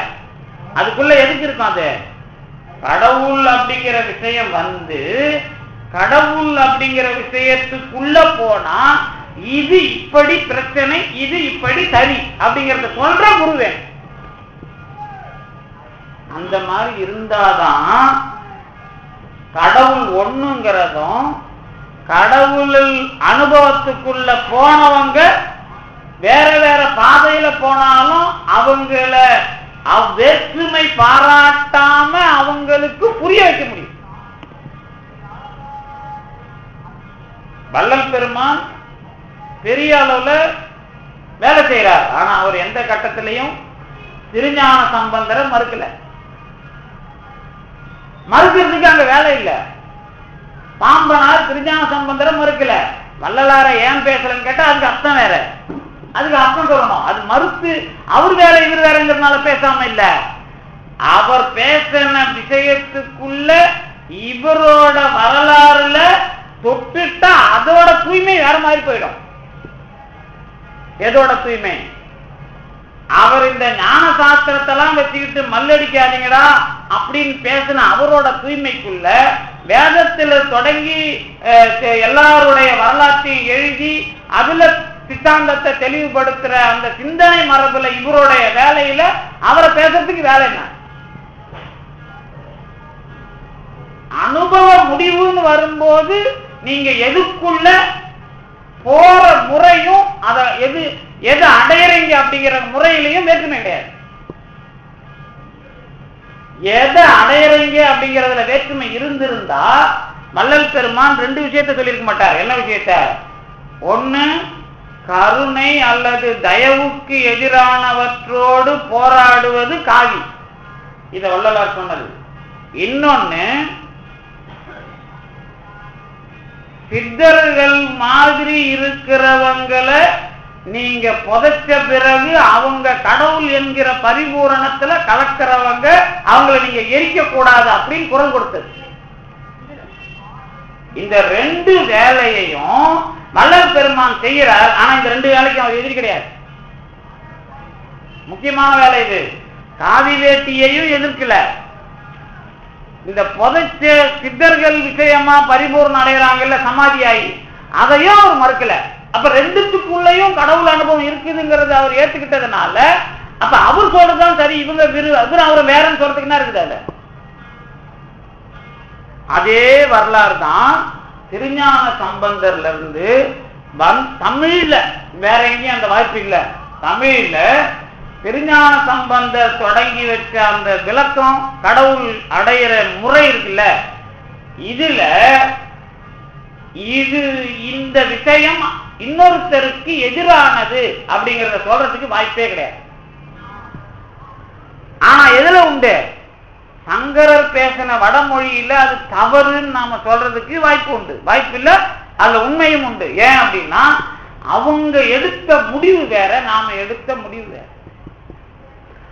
அவர் எடுத்த முடிவு ரெண்டும் ஒண்ணுங்கிறது, நாம எடுத்த முடிவு ரெண்டும் ஒன்னா இருக்கும் அப்படிங்கிறது. ரெண்டும் ஒண்ணுதான் சொல்றது வேற, ரெண்டும் ஒன்னா இருக்கும் அப்படிங்கிறது வேற. அததான் பாம்பன் சாமி மயூர வாகன விழாவா எடுத்தார். இப்ப அந்த விழா வந்து பாருங்க. இப்ப ஏன் இவங்க குருநாதர் அனுபவம் இந்த அருளாளர் விஷயத்துக்குள்ள மாறாம உங்களுக்கு புரியணும். இந்த குருநாதர் விஷயம் உங்களுக்கு புரியறதோட கூட என்ன புரியணும்? நானு எனக்கு இவ்வளவுதான் அனுபவம் அப்படிங்கிறதுக்குள்ள நான் நிக்கணும். இப்ப என்ன விஷயம் அப்படின்னு கேட்டீங்கன்னா, நாம இப்ப அனுபவிக்கிறதுல இப்போ திருஞான சம்பந்தர்ல இருந்து நான் வள்ளலார் பாம்பனார் வரைக்கும் மாற்றம் இல்லைன்னு சொல்லிட்டேன்ல. ஏன் சங்கரர்ல மாற்றம் வருதுங்கிறப்ப அதை சொன்னேன்ல. பாம்பன் சாமி என்ன பண்றாருன்னா, இது நான் விரிவா பேசியிருக்கிறேன், இது சுருக்கமா உங்களுக்கு சொல்றேனே. முருகனை பத்தி பாடும்போது நிறைய பாடியிருப்பார், அதெல்லாம் பிரச்சனை இல்லை. அவர் சுயமான தங்கம் அப்படின்னு தெளிவா சொல்லியிருப்பார். அதை வந்து தங்க ஆனந்த கழிப்பு நீங்க படிச்சிருப்பீங்க. பாட்டு படிக்கிறதுக்கு நேரம் இல்லை. சுயமான தங்கம் அப்படின்னு முருகனுக்கு அந்த அடையாளம் கொடுக்கிறார். அததான் திருவளர் சுடர் உரு அப்படின்னார். இங்க இருந்து அடிமுடி தெரியாத அளவுக்கு இருக்கிற தங்கமான ஜோதி அப்படின்னு அர்த்தம். திருவளர் சுடர் உரு அப்படின்னா எந்த இடத்துலையும் அதை நீங்க டச் பண்ண முடியாது. திருவளர் சுடர் உரு, அதான் அடிமுடி காண முடியாத ஜோதிக்கு பாம்பசாமி கொடுக்கிற வரி திருவளர் சுடர் உரு. இதுதான் திருவண்ணாமலை, உங்களுக்கு தெரியும், அடிமுடி காண முடியாத ஜோதி. அத தங்கம், சுயமான தங்கம் அப்படின்னு நமக்கு அனுபவமா சொல்றார். மயில் என்ன பண்ணணும் அப்படின்னா முருகனை கொண்டு வரணும் அப்படின்னு பாட்டு பகை கடிதல் நீங்க படிச்சிருப்பீங்க. பகை கடிதல்ல திருவளர் சுடர் உருவே, சிவகரம் அமர் உருவேலாம் நீங்க குருவுகள் முதல் மயிலே, உணர்ச்சி உன் இறைவனேன், எல்லாத்துக்குள்ளேயும் குழகல் மயிலே, குணர்ச்சியின் இறைவனே எல்லாம் வருது இல்ல, குருபலாவின் மயிலே, குணர்ச்சியின் இறைவனை எல்லாம் முடிக்கிறார்ல. முடிக்கிற அந்த பாட்டெல்லாம் பாத்தீங்கன்னா இறைவனை மயில் கொண்டு வர வேண்டும், முருகனை ஆவாகனம் பண்ணணும் அல்லது என் முன்னாடி நிறுத்தணும் அப்படின்னு அர்த்தம். சைவத்துல நந்திக்கு நடுவுல நடராஜரை பார்க்கிற மாதிரி முருகனை நம்ம மயில் மேல பார்க்கணும். இதான் வேறுபாடு, வேற ஒண்ணும் இல்ல. பெருசா ஆராய்ச்சியில இப்ப பண்றதுக்கு நேரம் இல்லை. அப்ப மயில் நந்தி மாதிரியான ஒரு கருத்து. நந்தினா கடவுளை அனுபவிக்கிற ஆன்மா. அந்த நந்தியோட நடுவுல தான் கடவுள் தெரிவார். உலகத்துல நீ எங்க பார்த்தாலும் பொருள் தான் தெரியும், கடவுள் தெரியாது. கடவுள் எங்க தெரியும்னா கடவுளை அனுபவிக்கிறவங்கிட்ட தான் கடவுள் தெரியும். அவ்வளவுதான். எல்லா இடத்துலயும் இருந்தாலும் இருக்கிற இடத்துல தான் தெரியும். அதே மாதிரி மயில்ல முருகன்,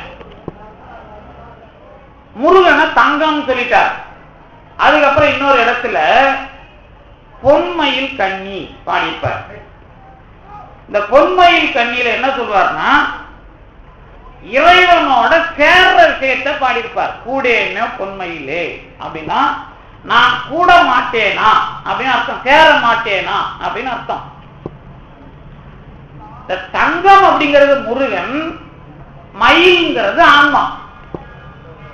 இந்த மயிலும் முருகனும் கலந்தாங்கன்னு வச்சுங்களேன், இப்ப அதுக்கு பேர் தான் பொன்மயில்.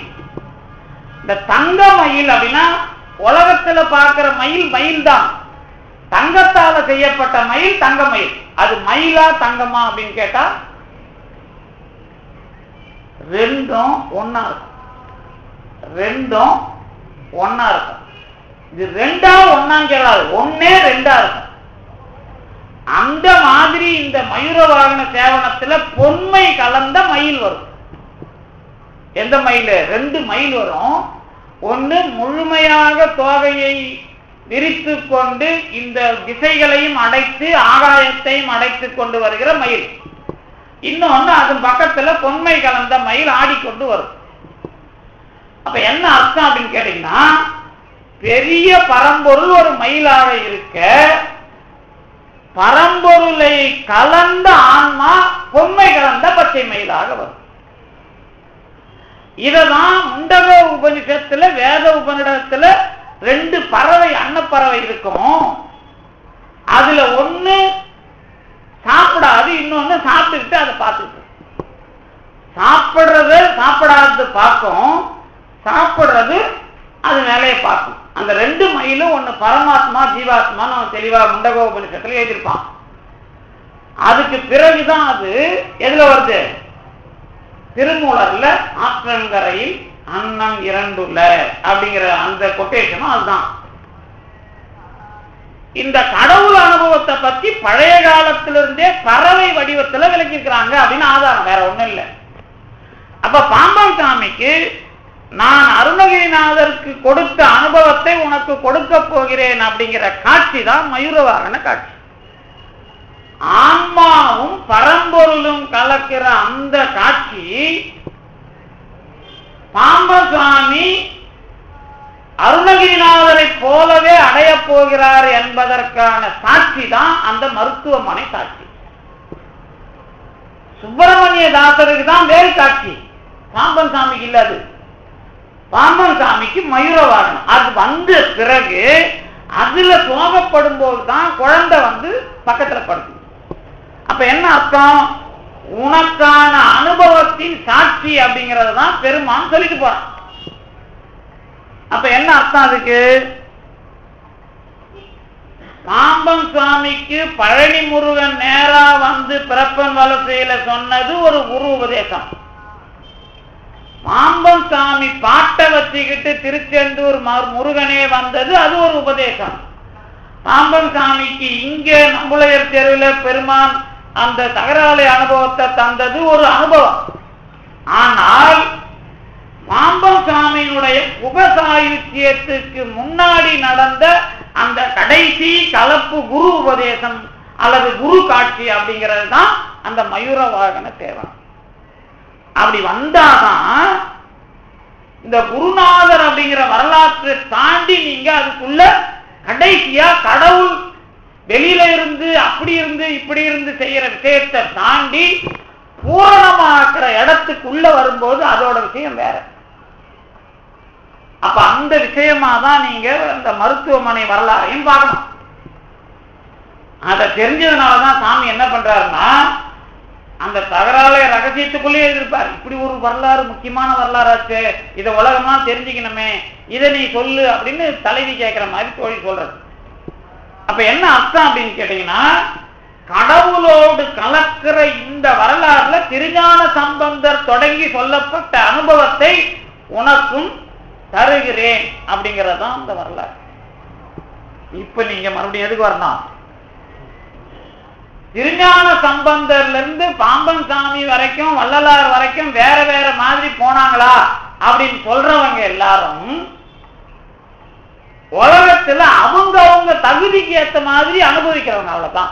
அதனாலதான் இப்ப நான் சொன்னேன்ல, டிவியில பாக்குற குருநாதர்லாம் காசு நிறைய வருது, வாரமானா உங்களுக்கு தெரியாம இப்ப நியூ இயர் வேற வருது, ஹோட்டலுக்கு காசு போயிடும், நீங்க டான்ஸ் ஆடிட்டு தான் வரணும். தண்ணி அடிக்காம டான்ஸ் ஆடுறவங்க கொஞ்சம் பேர், தண்ணி அடிச்சுட்டு கொஞ்சம் பேர் டான்ஸ் ஆடுறான். இவனுக்கெல்லாம் அவன் குரு. குருநாதரா பச்சைக்கு சொல்ல நித்யானந்தா குருவா இல்லையான்னு கேட்கறாங்க என்ன வந்து. நீ தண்ணி அடிக்க போறனா உனக்கு அவர் நம்பா குரு. ஓகே, நானா வேணாங்கிறேன். யாருடைய தகுதி பெரியதோ அவனுக்கு ஏற்ற குரு. அதனாலதான் நீங்க இங்க வரும்போது இந்த வரலாற்றுக்குள்ள ஏதோ சொற்பொழிவு பண்றவன், ஊர்ல வியாபாரம் பண்றவன்லாம் பேசுற விஷயமா எடுக்காதீங்க அப்படிங்கிறதுக்கு தான் இவ்வளவு விஷயமும் சொன்னது. நான் இப்ப அதையும் அவங்க வந்து நமக்கு உணர்த்துறாங்க, அதுக்குள்ள ஒரு சாட்சி வைப்பாங்க. அதுக்குள்ள வரும்போது இந்த ஞானம் வேதம் இல்லாமல் வளரும். எதிரில் இருக்கணும் அதை வளர்த்தான். அந்த மாதிரி குருவா நமக்கு இப்ப கிடைச்சிருக்கிறவர் தான் பாம்பன் சாமி. நீங்க போய் திருஞான சம்பந்தரை எழுப்பி கொண்டு வரணும்னா நீங்க திருஞான சம்பந்தருக்குள்ள ஒரு 1000 பாட்டு பாடினா ஒரு வேலை செய்வாரா அப்படின்னு கேட்டா என்ன சொல்லுவீங்க? இந்த சைவத்துல வந்து அப்படியே ஊறனவங்களாம். இப்ப ஆறுமுகநாவலரா தான் ஆச்சு, உங்களுக்கு தெரியும்ல. ஆறுமுகநாவலர் எப்படி இருந்தாருன்னா பழைய சைவத்தை கட்டுப்பாடா கடைபிடிக்கணும்னு சொன்னார். வள்ளலார் வந்தார், அதே காலம். இந்த கட்டுப்பாடெல்லாம் விட்டுருங்கப்பா, கருணை இருந்தா. நீங்க கட்டுப்பாடு இருக்கிற எல்லாருக்கும் கருணை இல்லைன்னா என்ன பண்றது? திருநீர் பூசுற நிறைய அயோக்கியனுக்கு நடுவில் நானும் போய் திருநீர் பூசிட்டு உட்காந்தா அப்ப குறைஞ்சபட்சம் நான் திருநூறு பூசாத அயோக்கியனா இருந்தாலே நல்லது இல்லை. அப்ப வந்து இந்த மாதிரி விஷயத்துல ஆறுமுகநாவலர் கரெக்டு தான் அவர் எடுத்தது. ஆனா திருமுறையை தாண்டி வெளியில வரல. இதுக்கு பேர் என்ன சொல்லுவீங்க? இப்ப நீங்க திருவள்ளிக்கல்ல கூட நாங்க அந்த சொற்பொழி போறோம்ல, அங்க ஒரு பாராயண குரூப் இருக்குது. அது அங்க 7 மணிக்கு சொற்பொழி நடந்தாலும் தனியா போய் பாட்டு பாடும். இதுக்கு விமோசனம் உண்டா இல்லையா? அங்கேயும் மட்டும் இல்லை, இங்கேயும் தானே நீங்க பாக்குறீங்க. இங்கேயும் எது நடந்தாலும் கவலை இல்லை, நான் கழிக்கிற இடத்த கழிச்சுட்டு தான் போவேன்னு நிறைய வேலை பார்க்கறதுலாம் உங்களுக்கு தெரியும். அப்ப இதுக்கு என்ன அர்த்தம்? உனக்கு உணர்வு இல்லைன்னு அர்த்தம். உணர்வுனா என்னன்னா அந்த நீங்க உடனே அதுக்கு அர்த்தம் அது பத்தி அது மேல உனக்கு இது இல்லை, அது இல்லாதே. நான் யார்கிட்ட வர்றேன், எதுக்கு வர்றேங்கிற உணர்வே இல்லாம வர்றேன்னு அர்த்தம். உணர்வு இல்லைன்னா இப்ப தேசிய உணர்வு இல்லை, மொழி உணர்வு இல்லை, அது சொல்லல. நானு அந்த மாதிரி உணர்வை சொல்லல. நான் இங்க வந்தா, இந்த இடத்துல இருந்தா இதுல இருக்கிறேன், இதுக்காக இருக்கிறேன் அப்படின்னு அதுக்குள்ள ஒரு சென்ஸ் இருந்தாதான் இதுக்குள்ள நீங்க வர முடியும். அப்படி இல்லைன்னா அது வர முடியாது. அப்ப பாராயணம் பண்றது பிரச்சனை இல்லை. பாராயணம் பண்ணா என்னப்பா விமோச்சனம்? பாராயணம் பண்ணா என்ன விமோச்சனம்? சரி பரவாயில்ல, திருஞான சம்பந்தருடைய 1000 பாட்டை படிக்கிறத விட்டுட்டு சண்முக கவசம் படிப்பான்னு நான் சொல்றேன்னு வச்சுங்களேன். சண்முக கவசம் உயர்ந்தது, திருஞான சம்பந்தருக்கு மட்டம் கிடையாது. நீ அதெல்லாம் சேர முடியாதுன்னு தான் இப்படி ஒரு ஆளை அனுப்பி கடவுள் பண்றான். அதுல உனக்கு பேத ஞானம் இருக்குது. அன்னைக்கு அது அந்த லெவல் மக்களுக்கு அது ரைட். நான் தாண்டி உன்னை வளர்த்துட்டேன். இன்னைக்கு நீ செல்போன் வச்சுக்கிட்டு அந்த பஸ்ல இருந்து இறங்கும் போது கூட காதுல இருந்து எடுக்காம இறங்குறேடா முட்டாளேன்னு தெரியாத அளவுக்கு போன்ல இருக்கிற நீ. நிறைய பேருக்கு இந்த சென்ஸ் இருக்காது, காதுல வச்சிருவான். பஸ்ல இருந்தோ ஏறும்போதோ அந்த காதுல வச்சுக்கினே அந்த கையில பிடிச்சின்னு இப்ப எதுல இருக்கிறவன் நான் கலெக்டரா இருக்கிறான், அது முடிங்கி காலில இருந்து பேசின்னு நினைக்கிறேன். அதை எடுத்து கையில வச்சுக்கிட்டு ஏறணுங்கிற உணர்வே இல்லாத ஒரு சமூகமா தானே நாம இருக்கிறோம். நல்லா நீங்க அந்த பயிற்சி கொண்டு வந்து பாருங்களேன். அது ஏன்னா அது என்னமோ ஒரு பெரிய இடைவெளி மாதிரியும் அந்த மனநிலையே இல்ல. அதுதான் உணர்வு இல்லாத நிலைமை. உணர்வுனா என்னன்னு கேட்டா, இந்த இடத்துல அதுக்குள்ள நான் இழையோடணும்னா பெருசா நீ தியானம் பண்றதுலாம் இல்ல. நானு இங்க இருக்கும்போது அந்த வேலைக்கு யாருக்கு, இந்த வேலை யாருக்கு, இதுக்கு என்ன, இது எதுக்காக பண்றான் அப்படி வச்சுங்களேன், இது எதுக்காக பண்றான், அதான் உணர்வுன்னு பேர். இது எதுக்காக பண்றோம்? இதுல நான் எப்படி இதுக்கும் நான் புறம்போக்கு வேலை பார்க்கறதுக்கும் என்ன இது நான் புறம்போக்கு எப்படி சொல்ல முடியும்? இப்ப நம்ம இவர் இருக்கிறார்ல சுந்தரர் கோயிலுக்குள்ள போறார் திருவாரூர்ல, விரல் மிண்டர் ரோட்ல உட்காந்துட்டு இருக்கார். ரோட்லன்னா தேவாசிரிய மண்டபத்துல. சுந்தரர் அவங்கள மதிக்காம உள்ள போறார். உடனே விரல் மிண்டர் சொல்றார் அவன் ஒரு புறம்போக்குங்கிறார். அப்புறம் இன்னொருத்தர் பக்கத்துல இருக்கிறவர் கேட்கிறார், இது என்னங்க அவரு கடவுளோட நண்பன், அவனை போய் நீங்க அவரை போய் திட்டுறீங்களே. கடவுள் ஏத்துக்கிறாரா? அவனும் புறம்போக்குன்னார். இது எதுக்கு சொல்றான்னா அதான் உணர்வுன்னு பேரு. உணர்வு. நான் எதுக்கு இந்த ரூலை வச்சிருக்கிறேன், எதுக்கு இதை வச்சிருக்கிறேன்? அப்ப நானு இதுக்கு அயலா போறேன். கொஞ்சம் நாகரிகமா சொல்லுங்க சார் அப்படின்னா நீங்க இதுல வேற இப்ப இப்படி வச்சுங்களேன், பஸ்ல நான் போயிட்டே இருப்பேன். ஒருத்தன் அங்க இருந்து தாண்டி இடம் பிடிப்பான். இப்ப நானும் பேசிக்கிட்டு எப்படி பேசிப்போம், சரி விடுங்க ஒருத்தர் காலை பரப்பின்னு உட்காந்துருப்பேன். பெரும்பாலான கிழவெல்லாம் காலை பரப்பின்னு தான் உட்காந்துருப்பான் பஸ்ல எனக்கு தெரிஞ்சு. ஏன்னா அவனுக்கு மூளையில முதல்ல இருந்தே டார்ச்சர் ஆகிதான் பஸ்ல உட்காடுறான் பாவம். அவன் என்ன பண்ணுவான்னா காலை மடமா. அப்பதான் வயசானவருங்கிற மாதிரி இப்படி கையாலே தள்ளுவாங்க, நீங்க பாத்தீங்கன்னா தெரியும். இப்ப நமக்கு கோவம் வரும். உனக்கு அறிவு இருக்கிறா வயசான நீ அப்படின்னு கோவம் திட்டலாமா? ஐயா பெரியவரே நீங்கள் கொஞ்சம் காலை கொஞ்சம் இப்படி தள்ளி வைத்துக் கொள்கிறீர்களா அப்படின்னு கேட்பீங்களா? எப்படி கேட்பீங்க? ஆனா அப்படி கேட்டாதான் நல்லது. எப்படி? நீங்கள் முன்னே செல்லுகிற வாகனத்திற்கு நீங்கள் வழிவிடுங்கள் அப்படின்னு நீங்க எழுதுவீங்கல்ல. அப்ப இன்னும் இது எவ்வளவு ஏமாத்து வேலை. அதாவது அப்படி கோபம் வந்துடும்ல. அப்புறம் எப்படி ஐயா கொஞ்சம் காலை நவுத்துக்கிறீங்களா அப்படின்னு எப்படி கேட்பீங்க? அப்ப நீ நடிக்கிறவன்னு அர்த்தம். அதாவது என்னுடைய மனநிலை தப்புக்கு கோபம் வந்தால்தான் சரியான மனநிலை. ஐயா கொஞ்சம் கொஞ்சம் காலை கொஞ்சம் நவுத்துக்கிறீங்களா, டிஸ்டர்பா இருக்குது இல்ல அப்படின்னு சொல்ல முடியுமா? ஆனா அப்படி சொன்னா நல்லது. எப்படி நீங்க முடிவெடுப்பீங்க? எப்படி முடியும்? ரொம்ப கஷ்டம் சார் இதெல்லாம். இதுதான் குரு உபதேசம். குரு உபதேசம்னா அது இதெல்லாம் இல்ல. இந்த இடத்துல நீ இப்படி முடிவெடுக்கணும்பா, நீ கோவப்பட்டியா கோவப்படாம இருக்கிறியா அப்படின்னு நீங்க முடிவெடுக்க தேவை. உங்க மனநிலையே முதல்ல கோவப்பட வச்சுதான் அப்புறம் கோவப்படாம ஆக்கும். அப்ப சூடு சொரணம் இல்லாம இல்லை. நான் சொல்லுவேன்ல, வயசாகி போய் காமம் வேலை செய்யாம இருக்கிற கேஸ் இல்லை இது. இளமையா இருக்கும் போதே நான் காமத்தை அடக்கிறது அப்படின்னா அடக்கிறதுனா மூச்சை பிடிச்சி நடக்கிறது இல்ல, தியானம் பண்ணி அடக்கிறது இல்ல. இயல்பாக என்னுடைய பழக்கத்திலே நான் மற்றவர்களோடு அவர்கள் என்னை தவறாக எடை போடாத அளவிற்கு என்னுடைய பார்வையையும் பேச்சையும் காதையும் வைத்துக் கொள்வது. பார்வையிலே கண்டுபிடிச்சிருவாங்க இது பொறுக்கின்னு. அதுக்கு தெரியும் வேலை வாங்கின்னு போகணும் இவனை வச்சின்னு தெரியும், அதுக்கு தெரியும். அப்ப எவ்வளவு நாளைக்கு வச்சிருப்பாங்கன்னு தெரியும். ஓகே கத்திரிக்கோள் எப்போ வரும். ஏன்னா இந்த மகளிரோடு பழகுனீங்கன்னா தெரியும் அது உங்களுக்கு. நீங்க தான் பழகுறீங்களா இல்லையான்னு நமக்கு தெரியாது. அது பழகி பாருங்க அப்படின்னு. அதுக்காக நீங்க பழகி பாருன்னா கருப்பு கருப்பா மூஞ்ச வச்சுட்டு அதுக்கு ஒரு இது வச்சுட்டு பழகிங்க அப்புறம் போங்கன்றது இல்லை. அது நக்கல், அது இல்லை. இது பழகுவது என்பது பழக்கம் தவிர பழகுவது. திருவுந்தியார்னு ஒரு சாஸ்திரம். பழகுவதுனா என்ன அப்படின்னு கேட்டா பழக்கம் தவிர பழகுவது அன்றி உழப்புவது என்பனே உந்தி பெற. திருவுந்தியார் மெய்கண்டதே சாஸ்திரங்கள்ல ஒண்ணு. என்ன அர்த்தம் கேட்டீங்கன்னா, எல்லாருக்கும் பார்க்கிற பார்வை எங்க பார்ப்பீங்க? இப்ப நாம பல முறை நாம ஜிப்பு போடாத வந்திருப்போம். அப்ப அடுத்து வரவங்க திட்டினே போவாங்க. ஏன் அங்க பாக்குறான் ஏன் கேட்டா அதான் புத்தி, வேற ஒண்ணும் இல்லை. நமக்கு அதான் புத்தி, அவங்களுக்கு அதான் புத்தி. அப்ப இதுதான் பழக்கம். இதை தவிர்க்க பழகிறது எப்படி? சும்மா ஒரு உதாரணம் தான் சொல்றேன். இந்த மாதிரி தான் எல்லாம் புத்தியும் நமக்கு இருக்கு. புத்தி ஒன்னொன்னே லிஸ்ட் போட்டுடலாம். இது லோ லெவல்ல உங்களுக்கு உடனே புரியுது அப்படிங்கிறது. ஏன்னா நீங்க பெருசா சொன்னா இன்னமோ புரியாத நடத்துறா இருந்தீங்கல்ல, கொஞ்சம் எளிமையா சொல்றேன். ஏன் இயற்கையாக மனிதன் விலங்கினமாகவே பழகி கொண்டு பிறந்திருக்கிறான். அப்போ அதை தவிர பழகுதல்னா மனிதன் மனிதனாகவும் கடவுளாகவும் அதை அனுபவிக்கிறவனாகவும் மாறுறது. அதுதான் பழக்கம் தவிர பழகுதல். இவர் பார்க்கும் போதே இவர் தேவையில்லாம பாக்குறது இல்லைங்க அப்படின்னு முதல்ல நம்பி பக்கத்துல வருவாங்க.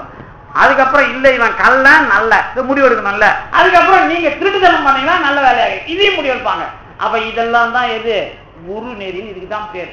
இதுதான் குரு நெறி. அடுத்தவங்களோட பழகிறதுல கடவுளை அடங்கியா இல்லையான்னு சொல்றவன் தான் குரு. அதுல என் மனசுக்கே நிறைய ஒண்ணு மாட்டிக்கிட்டு இருக்கோம். அதனாலதான் பாம்பன் சாமியே வாய் தவறி சொன்னாரா, வாயில இருந்ததை சொன்னாரா? வாய் தவறி சொல்றதெல்லாம் உண்மையா வர்றதுதான். நான் முறிந்ததுன்னார். நான் முறிந்ததுன்னா உடனே நம்ம இப்பதான் எனக்கு ஒரு சமீபத்தில் ஒரு சந்தேகம் வந்தது. இன்னொரு 5 நிமிஷம் பேசுவோம். கனகம்பட்டி சுவாமி சித்தர் வந்து சமாதியாகி ஒரு வருஷம் ஆகுது. அதுக்கு என்ன நேற்று வந்து கூப்பிட்டாங்க, இந்த வருஷம் நீங்கள் பேசுங்க அப்படின்ட்டு. அப்போ அவங்க சில வரலாறு சொன்னாங்க. என்ன சொன்னாங்கன்னா, சாமி வந்து இது 17வது பிறப்பு, இதுக்கு முன்னாடி இத்தனை சித்தரா 17 சித்தரா பிறந்துட்டாரு அப்படின்னாங்க. எனக்கு இது வரைக்கும் நான் அந்த மாதிரி யோசனை பண்ணதே இல்லை. இப்போ ஏற்கனவே காசியில் திரளிங்க சுவாமியாக இருந்து தான் இப்போ இங்கே வந்திருக்கிறாங்க, இங்கே இருந்துட்டு இப்போ சமாதி ஆயிட்டாங்க அப்படின்னு ஒரு விஷயம் சொன்னாங்க. எனக்கு அதிர்ச்சி இருந்தாலும் இது எப்படி புரிஞ்சுக்கிறதுன்னு தெரியல. இருந்தாலும் இது ஒரு விஷயம். வள்ளலாறுல இதே மாதிரி வருது. நீங்கள் போன பிறப்புல தாய்மானவராக இருந்தீங்களா அப்படின்னு கேட்டதுக்கு அவர் பதில் சொல்லலை அப்படின்னு ஒரு விஷயம் இருக்கு. இப்போ நம்ம சொற்பொழிவாளர்களுக்கு இதெல்லாம் கல்கண்டு மாதிரி ஓஹோ ஆகான்னு பேசுறதுக்கலாம் அதை பற்றி எனக்கு தெரியாது. விஷயம் என்ன அப்படின்னு கேட்டிங்கன்னா, இந்த உடம்ப விடுறதும் உடம்ப வச்சுக்கிறதும் இதுதான் பிரச்சனை. இதுல இருக்கிற சந்தேகத்தெல்லாம் தீர்க்க வந்தவர் தான் வள்ளலார். இந்த பிறப்பு நீங்க பாம்பனார்ல தீராது, திருநாவுக்கரசர்ல தீராது, திருஞான சம்பந்தர்ல தீராது. இதுக்குள்ள இருக்கிற பிராக்டிக்கல் டிஃபிகல்ட் அத்தனையும் தீர்க்கிறவர் வள்ளலார். அவர் தொடங்கி பெரிய விஷயம்லாம் பேச தேவையில்ல. சமாதியில் நீங்கள் மண்ணிலே வைக்கிற ஒருவர் அந்த உடல்நிலை மாறும், அதனால எரிக்காதீர்கள் அப்படின்னு சொன்னதுல உண்மை இருக்கு. அவ்வளவுதான் விஷயம். பெரிய அளவுல உடம்ப வெளியில வச்சுக்கிட்டே ஒளி உடம்பா மாறுறதுங்கிறத நிகழ்ச்சி காட்டின அவர் தான், அவர் கொடுக்கிற ஸ்டேட்மெண்ட் தான். சித்தர்களாக பல பேர் இருக்கிறார்கள், அவங்க நீங்க கொளுத்திராதீங்க, அது தப்பு, புதைச்சாதான் அந்த உடம்ப மாத்துவான் கடவுள் அப்படிங்கிறத அவர் எழுதுறாரு. அப்ப என்ன அர்த்தம்? மரணமில்லா பெருவாழ்வுல உடம்பு மாறுறதனுடைய தொடக்க நிலையிலிருந்து முடிநிலை வரைக்கும் அவர் பேசுறார். அது திருஞான சம்பந்தருக்கு பொருந்தாதா, திருநாவுக்கரசருக்கு பொருந்தாதா, வள்ளலாருக்கு பொருந்துமா அப்படின்னு கேட்டீங்கன்னா, இந்த வேறுபாட்டுல கேள்வி கேட்கறதுக்கு நமக்கு தகுதி கிடையாது. நாம யாருன்னா முதல்ல கடவுளை நம்பி பாம்பன் சாமியை நம்பி வேலை பார்க்கறதுக்கே இன்னும் முடியாம உட்கார்ந்துட்டு இருக்கிறோம். அந்த லெவல்ல இருக்கிற நாம இன்னும் அதுக்கு சிம்பிளா ஒரு உதாரணம் சொல்றேன். இங்க ஒண்ணு பேசிட்டு வேற இடத்துல ஒண்ணு பேசுற மனநிலையிலிருந்தே 99% பேர் வெளியே வந்திருக்க மாட்டேங்க. சத்தியமான சொல்லுவான் அப்புறம் சாமி கிட்ட வந்து. அதனால இங்க ஒண்ணு பேசி வெளியில ஒண்ணு பேசுற இதுலயே மாறாத நமக்கு ஆன்மீகம் பாம்பன் சாமிங்கிற அருளை நேரா பேசி கேள்வி கேட்கறதுக்கு தகுதி இல்லை. நீங்க பேசுங்க, கும்பிடுங்க, வானாங்கல்ல. ஆனா அதுல கேள்வி கேட்கறதுக்கோ நான் சொல்றதுக்கோ ஒண்ணும் இல்லை. ஏன்னா முதல்ல நேர்பட பேசு அப்படிங்கிறதையோ அல்லது வந்து நான் உள்ளொன்று வைத்து புறம் ஒன்று பேசுவார் உறவு கலவாமை வேண்டுன்னு தொடக்க வேண்டுகோளையோ அதுக்குள்ள நுழையாம எந்த கேள்விக்கும் எனக்கு இடமில்லை. ஒருவேளை உங்களுடைய குருமார்களாக சொற்பொழிவாளர்களாக இருக்கிறவர்கள் அப்படி சொன்னால் அவர்களுக்கும் அந்த தகுதி இல்லை என்பதை என்னால் தெளிவாக சொல்ல முடியும். அப்படிங்கிறது தான் இந்த குரு நெறியில வர்ற முக்கியமான விஷயம். அதான் நடப்பு. உங்களுக்கு ஏற்ற குரு நிறைய பேர் இருக்கிறாங்க. உங்களுக்கு சொற்பொழிவுல யாரு பிடிக்குது அவங்க உங்க குரு. அப்புறம் உங்களுக்கு யாரு காசு வாங்குறாங்களோ அவங்க ஒரு குரு. நீங்க கொண்டு யாரு கொடுக்குறீங்களோ அவங்க ஒரு குரு. உங்க பொண்டாட்டி ஒரு குரு, புள்ள ஒரு குரு, வாத்தியார் ஒரு குரு, ஊர்ல இருக்கிற எல்லாம் குரு. அது நீங்க யாரோ ஒன்னாலும் வச்சீங்க, அதை பத்தி எனக்கு ஒன்றும் கிடையாது. விஷயம் இவ்வளவுதான். பாம்பன் சாமி அனுபவித்தது முழுமை அப்படிங்கிறதுனாலதான் அவர் இன்னும் ஒரே ஒரு பிரச்சனை தெரியுமா பாம்பன் சாமி விஷயத்துல, வள்ளலார்லாம் வந்து போன பிறகு 100 வருஷம், ஒரு குறைஞ்சது 100 வருஷத்துக்குள்ள அவ்வளோ கேப்ல இவரை அருளாளரா ஏத்துக்கிறதுக்கு எவனுக்கும் மனம் வரல. இன்னி வரைக்கும் சொரியுது, அரிக்குது. அதனால ஏன்னா இவன் ஒழுங்கா வாழல, போக்கத்தவன் அப்படின்னு நான் சொல்லுவேன். இந்த போக்கத்தவன் பேசுறதெல்லாம் நாம கேட்டுக்க முடியாது. ஒழுங்கா நீங்க வாங்க, உங்களுக்கே புரியும் அப்படிங்கிறது தான் குரு நெறியில மயூர வாகன சேவனத்தை வச்சு பாம்பன் சாமி சொன்னதை நாம எனக்கு சிந்திக்கணும். அதுக்குள்ள நான் வெளியில ஒண்ணு உள்ள ஒண்ணு பேசுற நிலைமையில யாராவது நீங்களா முயற்சி பண்ணாதீங்க. ஏன்னா பிறப்புல நிறைய பேருக்கு இங்க ஒண்ணு பேசி அங்க ஒண்ணு பேசுறத பிறப்பாவே ஆகியிருப்பான் கடவுள். அவனுக்கு பேர் தான் சகுனி, அங்க பூனி, இங்க சகுனி. அவ பூனி ராமாயணத்துல பூனின்னா பூன் போட்டவ, சாகுனி அதுக்கு மேல பூனையில. சகுனியை நீங்க யாரும் என்ன பார்க்க மாட்டீங்க, நிக்க வச்சுதான் பார்ப்பீங்க. அவன் நிக்க வைக்க கூடாது, அவன் கூணுல 2 கூணம் அவன். அதனாலதான் சா கூனி, கூணத்தோடவே இருக்கிறவன் அர்த்தம். அந்த ஆமா இவ கூனி அவ சா கூனி. அதனால நீங்க இந்த கூனிங்களா பிறக்காமதே பெரிய விஷயம். அதனால இங்க ஒண்ணு பேசி அங்க ஒண்ணு பேசாம இருக்கிறத பிராக்டிஸ் பண்ணாலே நீங்க யாருன்னு உங்களுக்கு தெரிஞ்சிடும். இதுதான் வள்ளல் பெருமான் சொன்ன வழி.